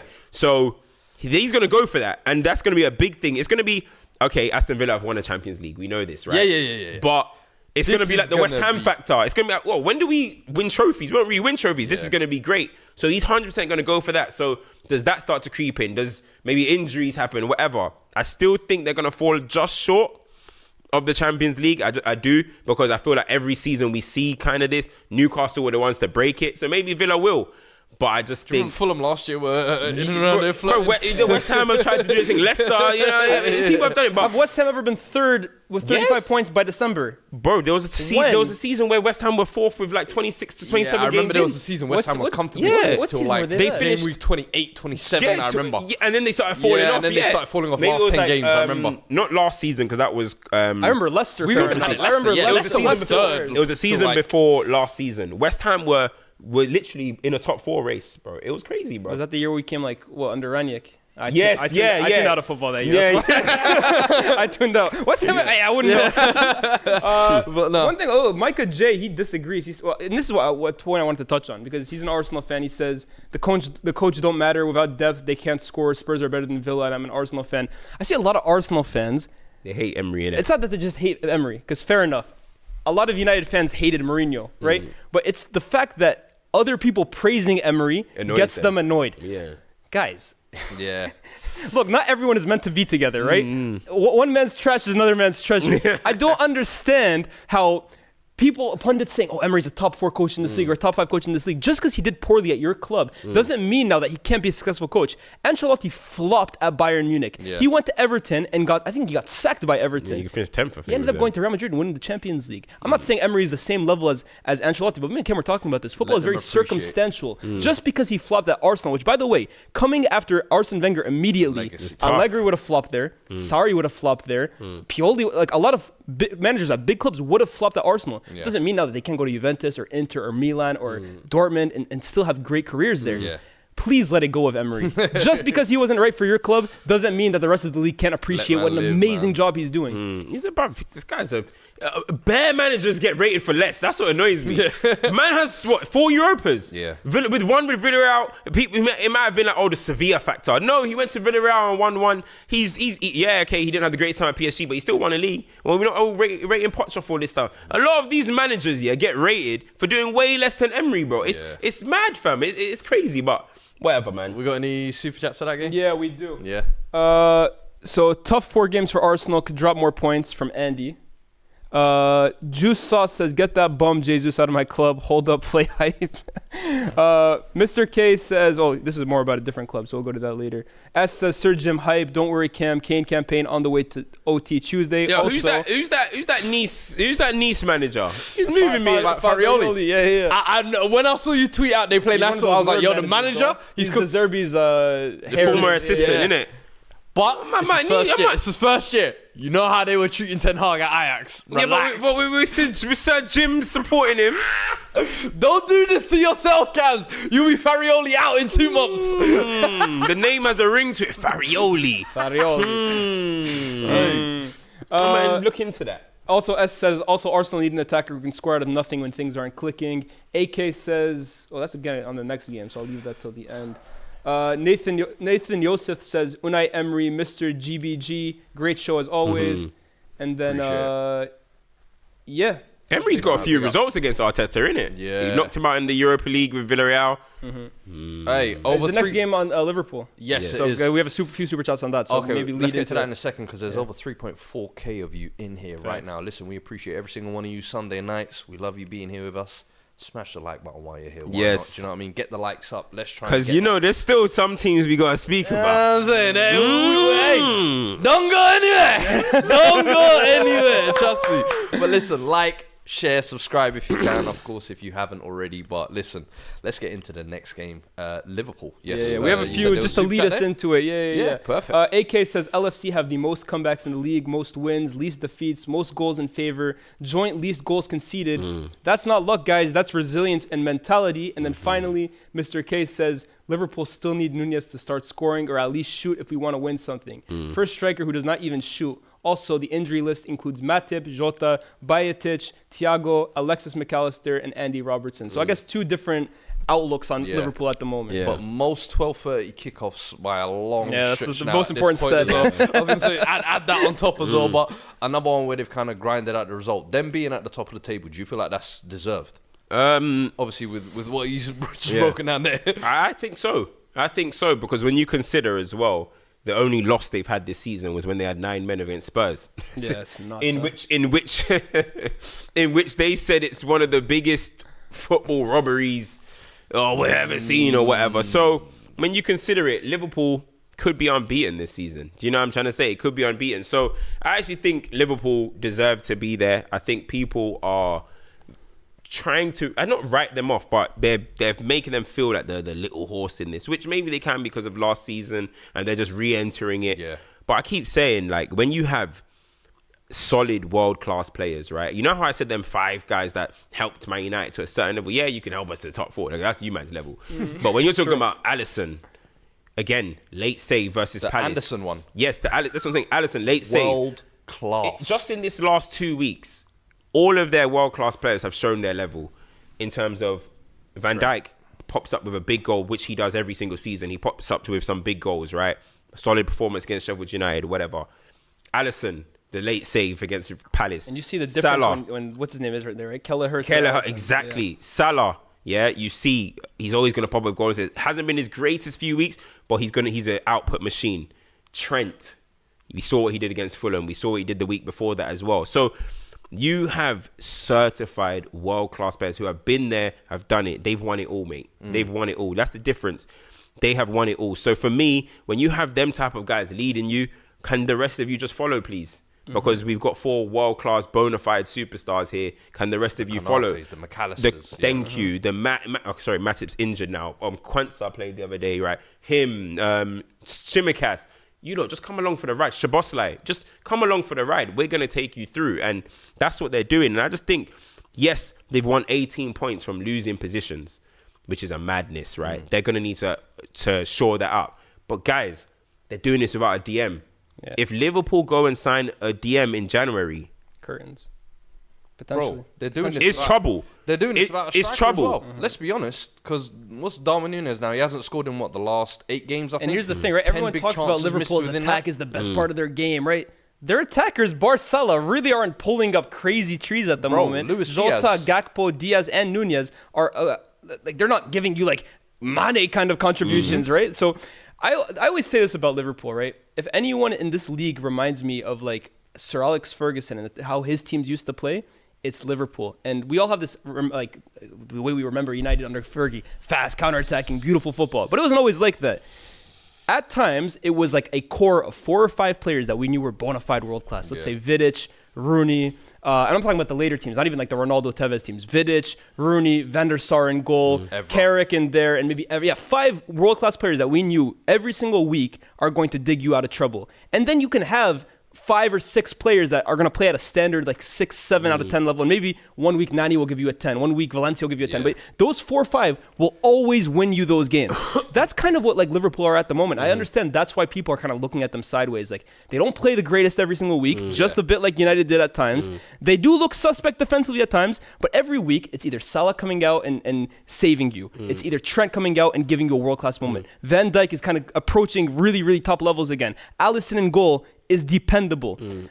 That's the signs of a title challenger, bro. There's no doubt Liverpool will be there at the end of the season. And then even this week, who popped up? Harvey Elliott. There we go. He is one who, obviously, there's been so much hype around his talent for years. But this season, I feel like, Liverpool fans are calling more and more for him to start. He's a player, man, as well. But then every time he comes on, he seems to have this kind of like positive influence where you're just like, he's picking up the ball in right space, and Klopp always seems to give him this almost free role of, hey, just float about and cause chaos up there, if that makes sense. But would you make him as well? I'm a fan of. I'm a fan of. I'm a fan of Harvey Elliott. Like.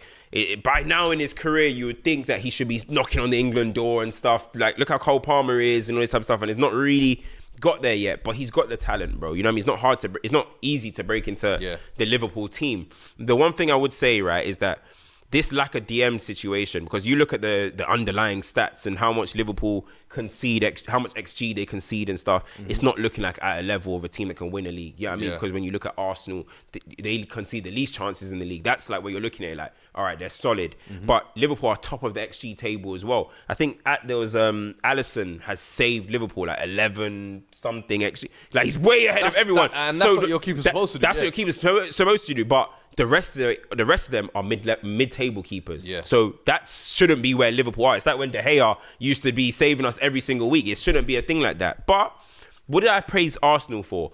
Rice, Saliba, Gabriel, that little triangle going on there. You tried to hype your one little one up. You know what I mean?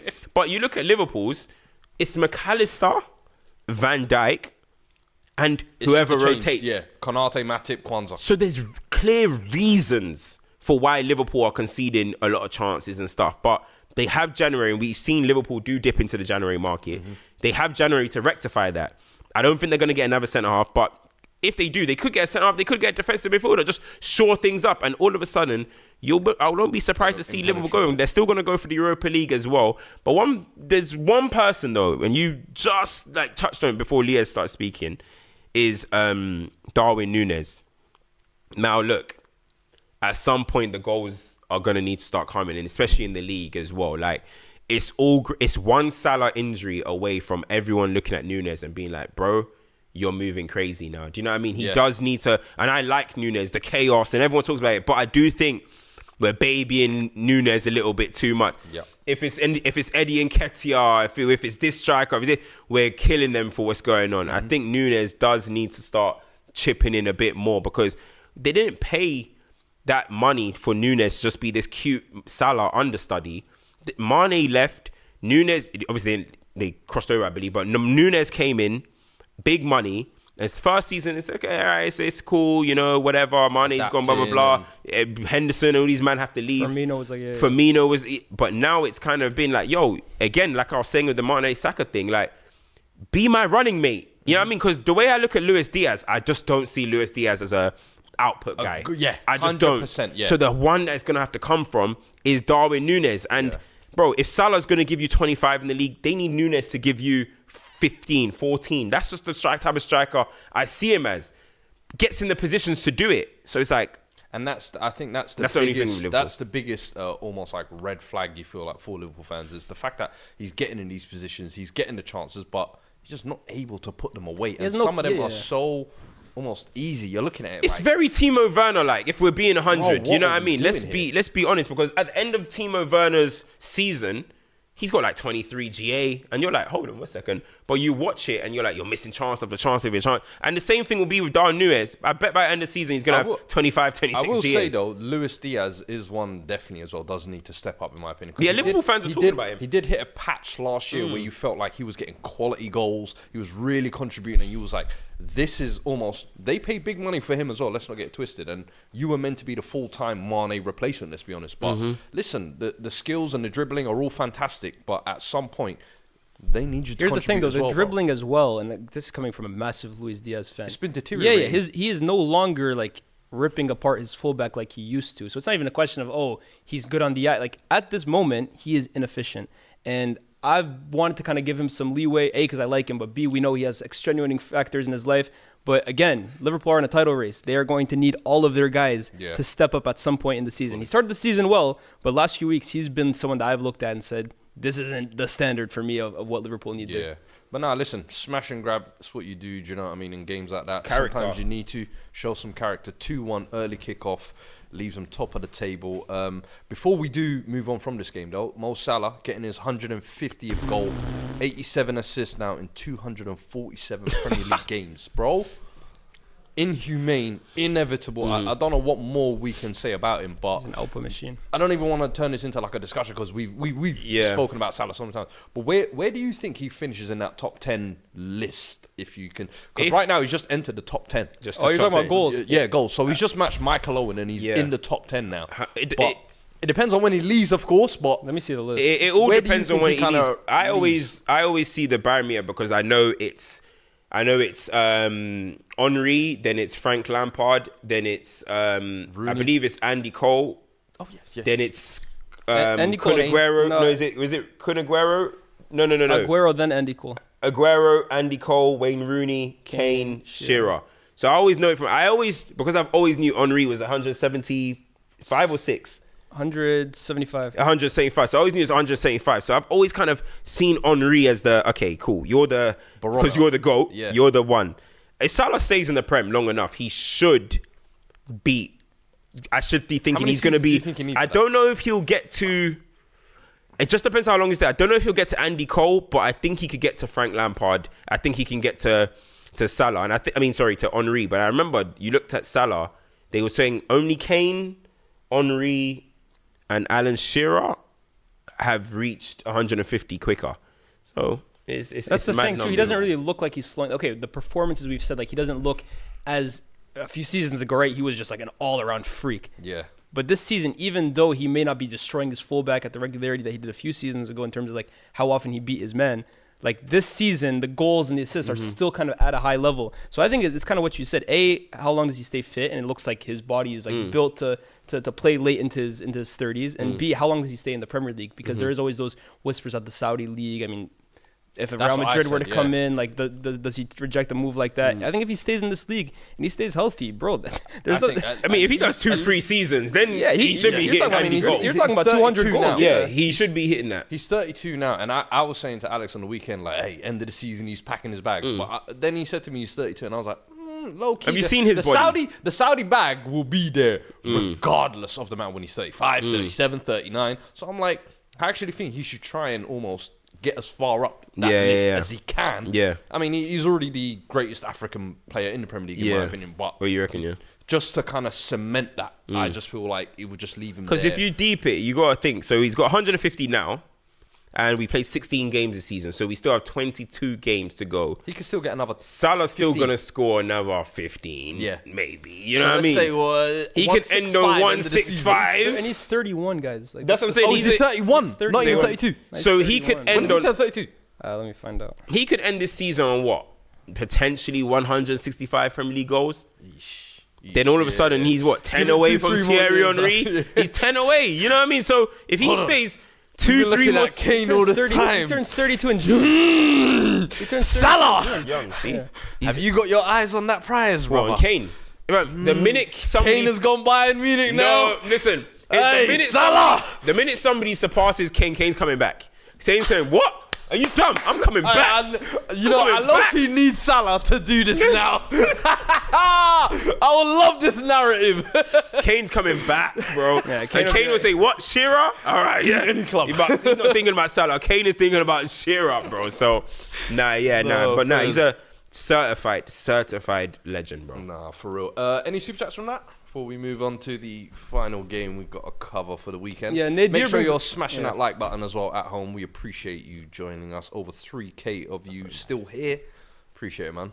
Yeah, Nadir brings up a good point, to be fair. He says Salah is going African Cup of Nations. He'll be gone for a few weeks. But I think he's only expected to miss 2-3 games, maybe. We'll see also how far Egypt go anyways. That's just a couple of Trent free kicks. Yeah. Trent free kicks, you know what I mean? Hey, those games, though, Darwin. Lights will be bright. Morton Pedersen says LFC have faced in away games Man City, Tottenham, Newcastle, Chelsea, Brighton, Wolves, and Arsenal. The 3 hardest away games so far are Villa, Newcastle, and Chelsea. They got 1 point. It's important and have played these difficult away games. So basically, they played second half of the season. They're coasting. Yeah, 100%. A lot of big games at Anfield. When everyone comes to Anfield, it's long. Yeah, long. Makeshift Eli says, like the video, you freeloading frauds. Big up Eli. Facts. Fuad called Virgil van Dijk's resurgence in 200 LFC goals for Mo Salah. Congratulations. Hey, we was there. MJ says the thing about Liverpool is most of their top 6 away fixtures are done. Only Arsenal and Man United away. Yeah, so Liverpool only have Man United and Arsenal away. If you even want to consider United away a big game anyways these days. But they've already done Palace away and Newcastle away too. So they've had a lot of tough fixtures away from home. So they've handled the business. That's what I'm saying. It's good for them. Let's move on anyway, man. Top of the league. Let's move on a little bit lower down. Not even top half, no. say. Lower down. Keep going. Yeah. Relegation scrap. Keep going. Basically, we had a blue v blue 6-pointer. And all I can say is real men are back in style. They are. Can we have a standing ovation, man? Standing ovation. Standing ovation. Why are you back? This is a real mensch. You at home as well. Hey, you at home, stand up right now. Stand up. Put the claps in the chat. Yeah. Put all the I want claps to see in is the chat. Emoji. All I want to see facts. Claps in the chat. Dyche. Hey, they gave my boy a deduction 3 weeks ago. They said to him, hey, 10 points. Bow. Here you go into the relegation zone. He said, you should have killed me while you had the chance. You should have killed me while you had the chance. Already out of the relegation zone. Yep. 17th, 4 points clear as well of Luton. Brother, talk to me, please. Bro, all I got to say is if Everton didn't get that deduction, they will be 4 points clear of Chelsea at the moment. They will be sitting in the top half. Are people deep in what he's doing? He has Everton as a top 10 team in the Prem. Everton, who are favourites to go down. People were saying they're going down, bro. People were saying, no, this is the year. You survived it last year. You keep scraping it. This is the year that they're going. He has them as a top 10 team. And guys, this isn't by luck. He had Burnley 8th. He made Burnley finish 8th. Is it because he doesn't have the triangles and the diagrams and he just says, stop it from that end, score in that end. You know? Get it off the pitch. You get the ball and you put it in the net. Is it because of that, that he doesn't get his credit as a manager? Now, listen, we ain't saying he's You weren't saying he's Pep or anything like that. He's not that level, but he's a good, solid manager. A proper, you can take your team to the mid-table and even beyond, bro. What he's doing at Everton, we have to give massive. That Everton squad is not the most amazing. He's got Decore turned into a goal-scoring player, while DCL is still trying to find his way because it's very indifferent for him at the moment. McNeil, looking like the Stuart Downing regen all of a sudden at Middlesbrough. He's cooking and doing his thing. Jack Harrison, Branthwaite at the back. Bro, Branthwaite at the back. Bro, this team is solid. And do you know what Everton used to be? Damn, we got Everton at Goodison. Damn, Everton. Yo, used to be our bogey team. And then all of a sudden, it started becoming washed. Everyone's going Everton Eton. He's gone back and said, you know what? We're going to be a proper, tough Premier League fixture like how the Blackburns used to be, the Boltons, the Burnley himself, the Stokes.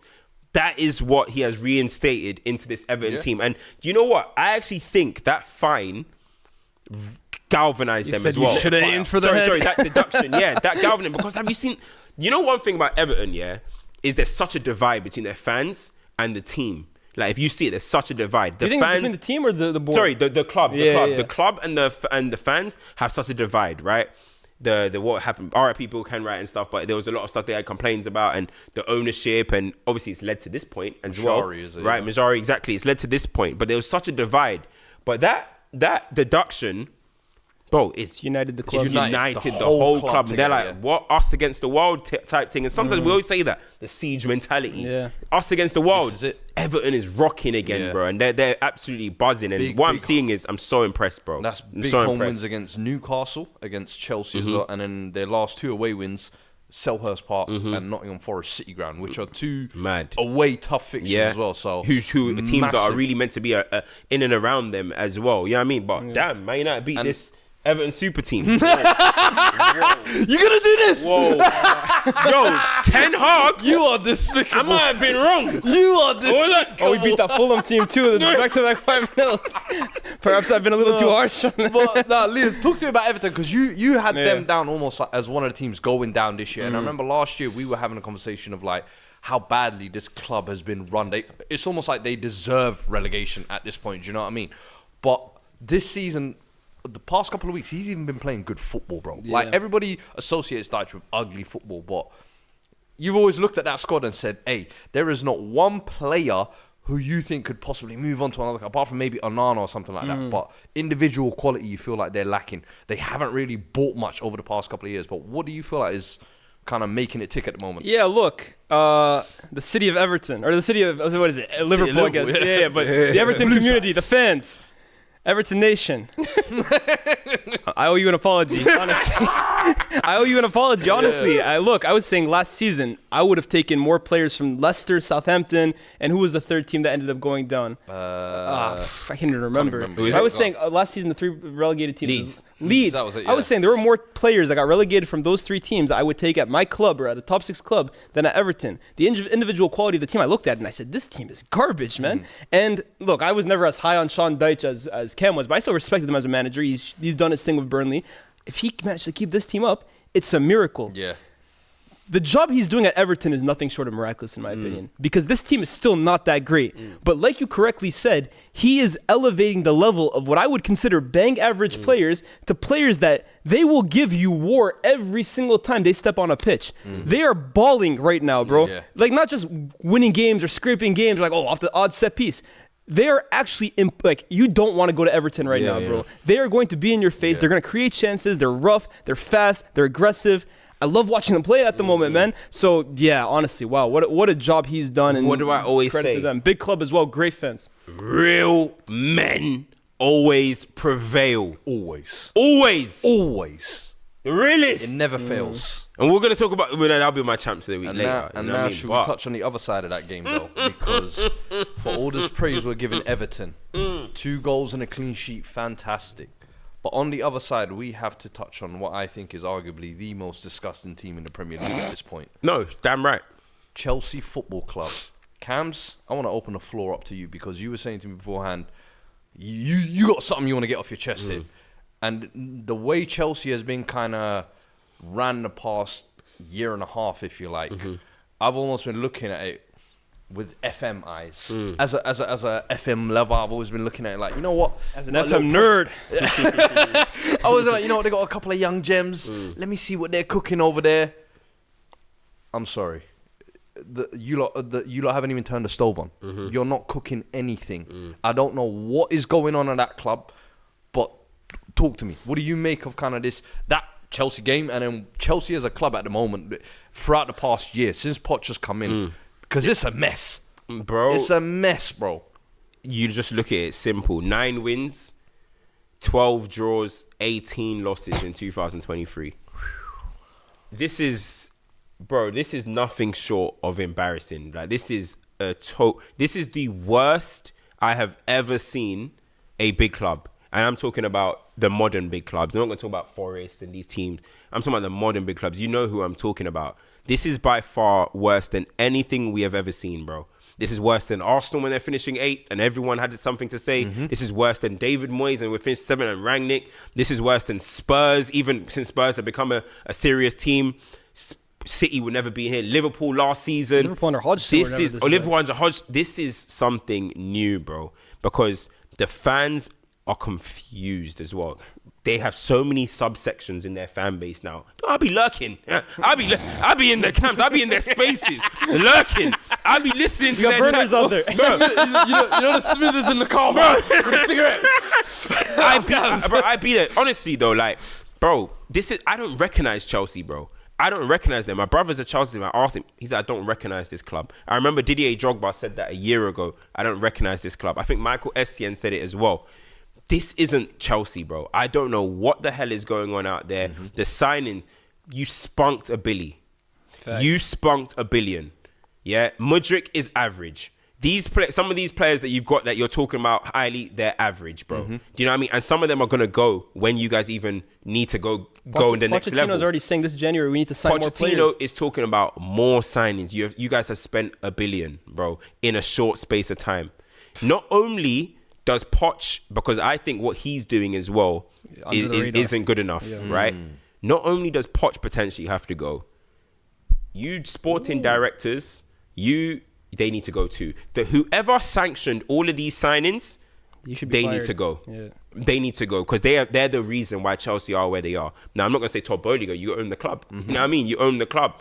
But those sporting directors, the ones that saw the recruitment team that you brought from Brighton and all of that, see you later. Because Chelsea have signed a bunch of shirkers as well. What I was saying about Man United, they have signed a bunch of shirkers. And people are going to say, we still create chances. You are so easy to play against. Yep. Chelsea are ridiculously easy to play against. Chelsea are easy to beat in the duels. Chelsea, I'm looking at it, how can you be worse than Manchester? Yeah. You're worse Manchester United. Do you know what I mean? It is so bad to watch. And they're going to talk about, the possession. I said Everton's midfield was comfy. They said we got 70% possession. Is that how football works? You can be comfortable out of possession, off the ball. And they were. Chelsea, the Enzo knocking around. I know everyone thinks I'm going to come here and just cook Njonjo. I'm not actually going to cook Njonjo. You know what I mean? Because it's all out there for you guys to see. You know what I mean? I don't need to. I've said what I need to say. No, can I just say quickly? You know how relevant you've made Njonjo Shelvey last week? Bro, I'm telling you, his name's never been Googled this much in the last 5 years, bro. I know his management team is like, we need to get you on the podcast this week. Come on, we need to capitalize on this. We gotta get Njonjo Shelvey on this podcast. Njonjo Shelvey on FCM. He needs to speak about Enzo. Be like, look, I think he needs to improve really on this. Njonjo, if you're watching this is a special invite for you. The FCM podcast. Anytime you want to speak, you can come see us. Special friend of the podcast. Special episode. But honestly, the one thing about Chelsea is that, like, we need to. It's the fact that I can't believe how bad it is. It's beyond anything we've seen, and I'm not. Well, I am actually saying it. The media attention should be a lot more. The attention. I'm glad that's where we have our platforms. We can speak about things, but the attention that Chelsea are receiving, bro. People are just acting like it's enough. Ange and Spurs were getting cooked more for just do it, mate, or whatever, than I've seen Chelsea get cooked in 18 months. Do you feel like it's ridiculous? Do you feel like it's almost been accepted too casually how far this drop-off has been? Because last year was so bad, this season never really even got going. So it's almost like everyone just kind of accepted, Chelsea fell off. That's what I'm saying. But I think what you said there in terms of unrecognizability is the biggest thing, because Chelsea, you almost looked at them with resilience. Yes. There's always a spine of leaders. Yes. There was an extent where you even thought they don't even need a gaffer, because they've always got characters in their dressing room. Even when the likes of the Terrys, the Czechs, the Drogbas, you still had Matic, you still had Aspie, you still had Hazard, Gary Cahill. Now you've gone on to this new phase, and it's almost like a kindergarten. You've just signed a bunch of potential and talent, and and you're almost trusting Thiago Silva basically to guide us and be the rock kind of within it. And it's like, you can't, for me, it's what the craziest the vision is. And I kind of feel bad for Poch, but I'm like, you knew what you were signing up for at the same time. And I'm sure you probably greenlighted a lot of these signings as well over the summer in thinking, I could do a Tottenham 2.0 over here. Can you please now cook with your ingredients? Pochettino's in trouble, bro, because it's not like he's coming straight from Spurs. He's coming from PSG, where we are already starting to build cases against him. Yep. Me in particular. I was looking at Pochettino at PSG, and the only thing that made me not go completely all off on him was the fact that, okay, it's PSG. We've seen good managers struggle here. But, okay, this is the next job that you take over. United didn't even want you. This doesn't look anything close. We are 11, 12 games of the season. Does anybody know what Pochettino wants his team to look like? Does it even feel like a Pochettino team? If Pochettino was fired tomorrow, would anyone be surprised? Does anyone expect Pochettino to be here next season? He almost just seems like a stopgap, to be honest with you. I don't think many Chelsea fans will care because he's a former Spurs manager. But we're going to talk about Enzo like we always do. We're going to talk about Caicedo like we always do. We're going to talk about Jackson and Mudryk. But at the end of the day, the manager still has to put them out there and make them resilient and make them hard to play against and create chances. You're talking about they look easy to play against. I see so many times Chelsea are on the edge of their own, the edge of the opposition penalty box, and they look absolutely clueless, bro. That some blame has to go on the manager, and I think it will. He'll get fired, and I won't be surprised whatsoever. The thing is, though, what is as well is that this is what I was talking about earlier with the Emery thing, right? Pochettino, mate. He hasn't updated his CV in a long time. He hasn't updated his tactics in a long time. He hasn't updated his tactics. Listen, the great Spurs that we're all talking about, reality check people, Spurs won nothing, with all due respect, Fuad. Spurs won nothing. Yeah. And it was how long ago? 6-7 years ago. Yeah. You know what I mean? And I always think, even the 18-19 team that you guys went to the final, that wasn't even the best version of Spurs. No. The 16-17, 17-18 Spurs were really it. So we're talking about a real long time ago for this, the best of Pochettino we saw. We saw him at PSG. People were saying the egos. People actually blamed Lionel Messi, Neymar, and Kylian Mbappe. 3 of the greatest footballers we have seen in their generation or ever. Look, get the camera on this guy. Get the camera on this guy. You know what I mean? We blamed 3 bona fide superstars for why Pochettino couldn't work out there. Okay, now cool. You come back to your kindergarten project and it's not working again. This is a manager that hasn't updated his CV in a long time and is being rated off not winning anything at Spurs. But then you have a manager like Unai Emery who updates his CV every single season. By the way, Unai Emery did better at PSG than Poch, by the way. Yeah. Remontada completely killed. Unai Emery has the highest winning percentage in PSG history, and one is talked about as a bum because he says good evening, but Pochettino, because some bum made that compilation on Twitter with Sean Bright like a diamond that people keep rehashing 10 years later. It's uncomfortable, bro. It's uncomfortable, bro. It's uncomfortable. And I just think... Yeah, go on, finish. I was just going to say, but on the PSG part, I think it's brilliant, right? Everyone knows I'm a Messi fan. The only bad season in Lionel Messi's career was under Pochettino when he had 34-year-old Lionel Messi playing as a touchline winger. Bro. This guy is a fraud, bro. What if Messi asks, you know what? I don't want to hear it. Poch's too, man. He's the GOAT. Hey, nah. Potter actually might be a dead man walking at this stage, but you kind of look at it and think, is it kind of Potter all over again? Should they kind of stick? It is. And I know I keep sounding like the guy, stick it out, but with Chelsea, it's always, there's too much chop and change. Do you feel like with Pochettino, there is There is nothing being built here. No. I don't know. Can you not give him another window? Maybe get a few more experienced players and see how the second half of the season. More money, more problems. I mean, I'm just trying out suggestions. I don't know. I mean, listen, you can. And I'm not saying Poch has to go. Yeah. Just to make that clear, I'm not saying. You're just saying it's looking worrying. It is looking worrying. I don't even know. And I listen to Chelsea fans and my brother, as I said, not many Chelsea fans have an idea of what to say here. You know what I mean? Of how to address things or how to. And this is what I keep saying. That's why Man United, we're lucky. Maybe we got a little lifeline with new ownership and stuff. Chelsea, this is their new ownership. What they have to be afraid of is this the Chelsea that we now know? Do you know what I'm trying to say? Yeah. Because 12th last year, 12th this year, bro, I'm sorry. You don't lose your way to the top. You progress, right? You don't just keep losing, setting all-time records. They are bottom. They are. Am I wrong to saying this? They are officially, statistically, the worst team in the Premier League that haven't gone down. That didn't go down. Yeah, I believe they are. They're 17th. The other ones were the ones that went down or something like that. They're the worst team in the Prem. And they want us to guess with their players. Bad, They're the worst team in the Prem. Man. Chelsea are in relegation form. Are people deep in this? And have been. Relegation form, bro. It's beyond anything. And I don't know. I wouldn't say Poch has to go. I don't really know what they can do. I'm not a Chelsea fan. They can get into that. But at the same time, yeah, like, I just don't see it as a normal thing. And they can't be a norm. That's the thing. If a fan says Poch out, he shouldn't be ridiculed for that, bro. Do you know what I mean? Because they need change. They need something to happen. You know what we're going to start next week? Or is it going to be Todd Bowley out? That's the thing, right? We're saying Todd Bowley out next week. Maze. Where do you stand on Poch? You're gonna ask. We need to know. You're gonna ask Mayo Quadri where he stands on a Chelsea topic. We did this against Don't joke with that one, bro. This is the beauty of it. No, but this is the beauty of it. We're gonna get. We have to have a conversation. Ultimately. Hey, I know he's watching that on video, man. Listen, before we get on to champs and duds, this has been over an hour and 40 minutes. So wow, everyone long who's episode. Still here, over 3K of you still here. Appreciate it. Make sure you're smashing the like if you're enjoying the pod as well. Leah's, any super chats before we get on to champs and duds? Nathan Yosef says Chelsea are despicable right now. Right. Always giving young players their first career goals. Last year it was Sims. This year, Dobby. They even let Skip E.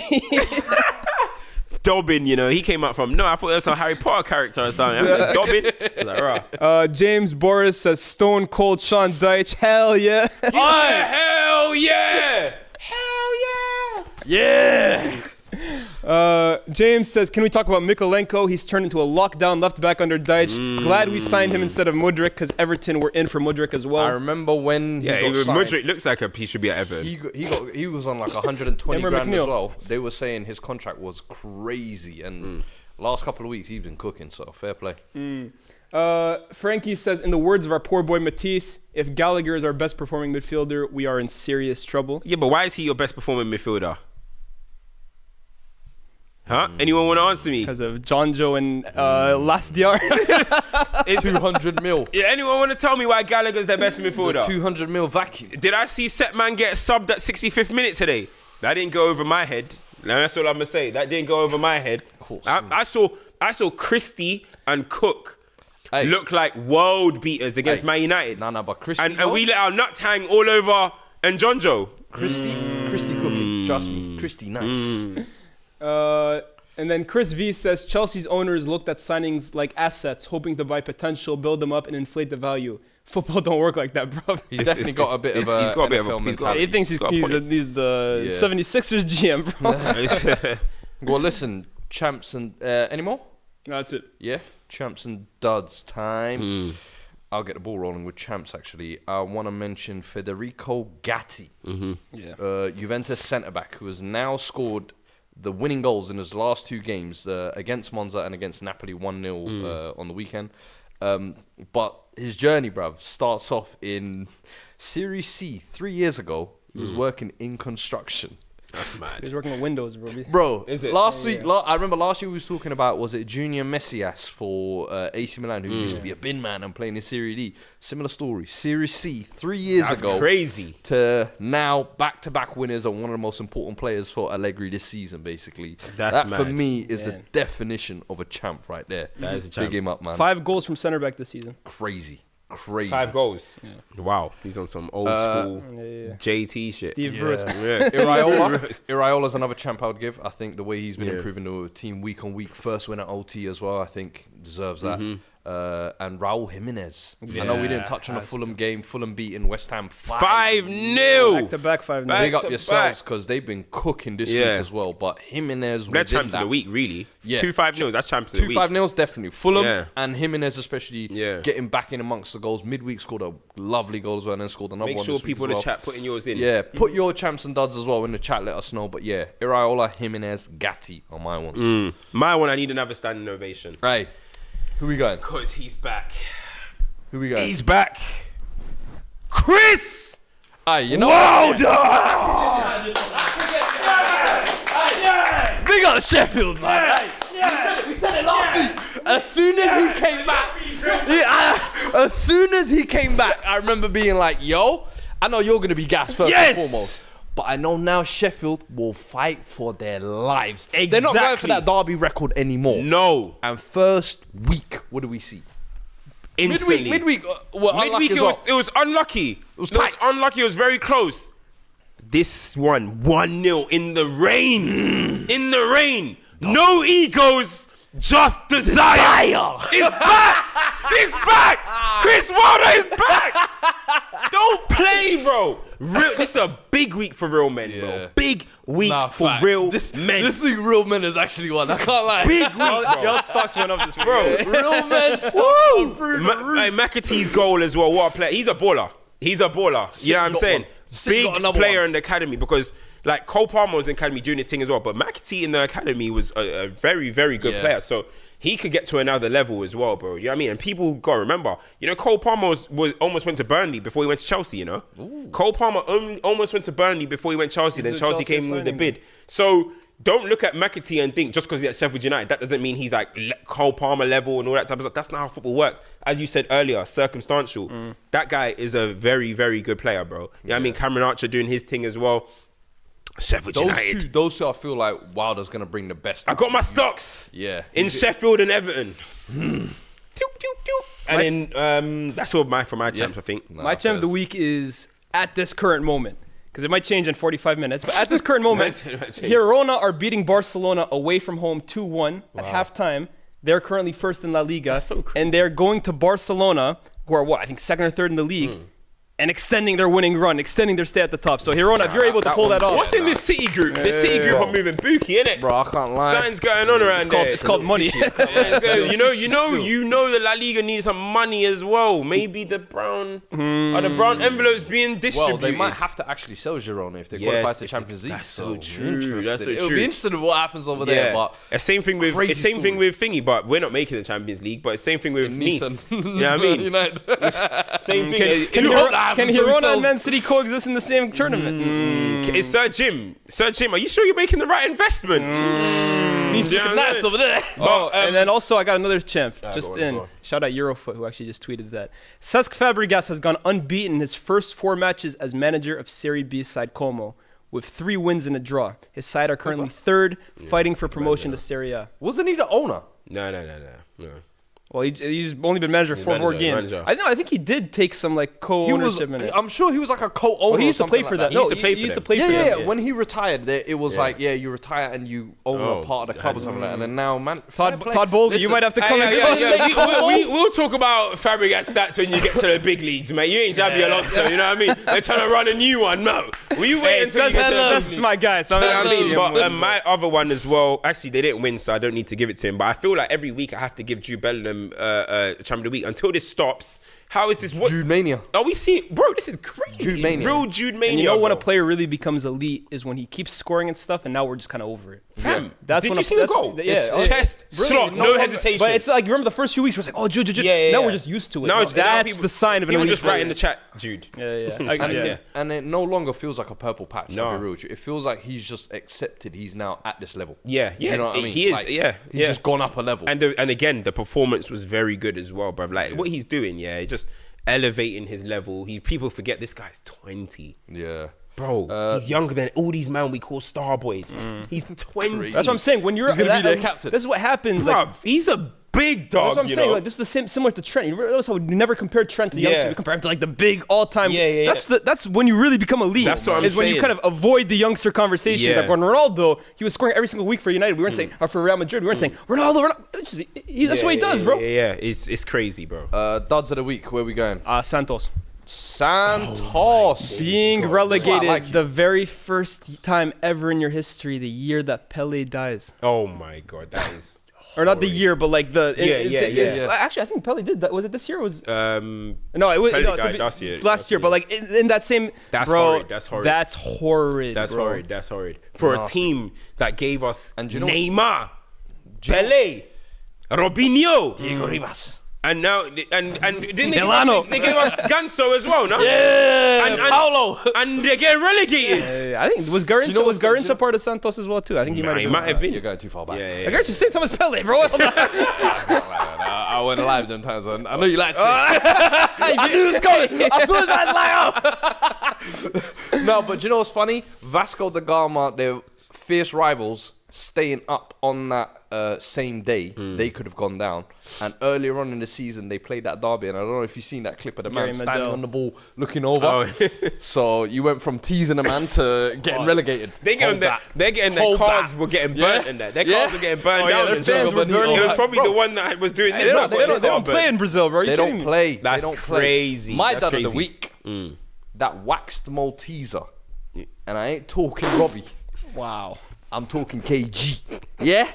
Abby, are you okay? Exy, are you okay? Fuad, are you okay? KG, are you okay? Yeah? 24 hours. Man was dancing like this. 24 hours later. Bournemouth stuffing, man. You see why I hate this club? I Like you went said, 24 hours, you can't downstairs. be happy. I was dancing on him. He was in the same building. You cannot escape. KG. Best of enemies, we will see you as well.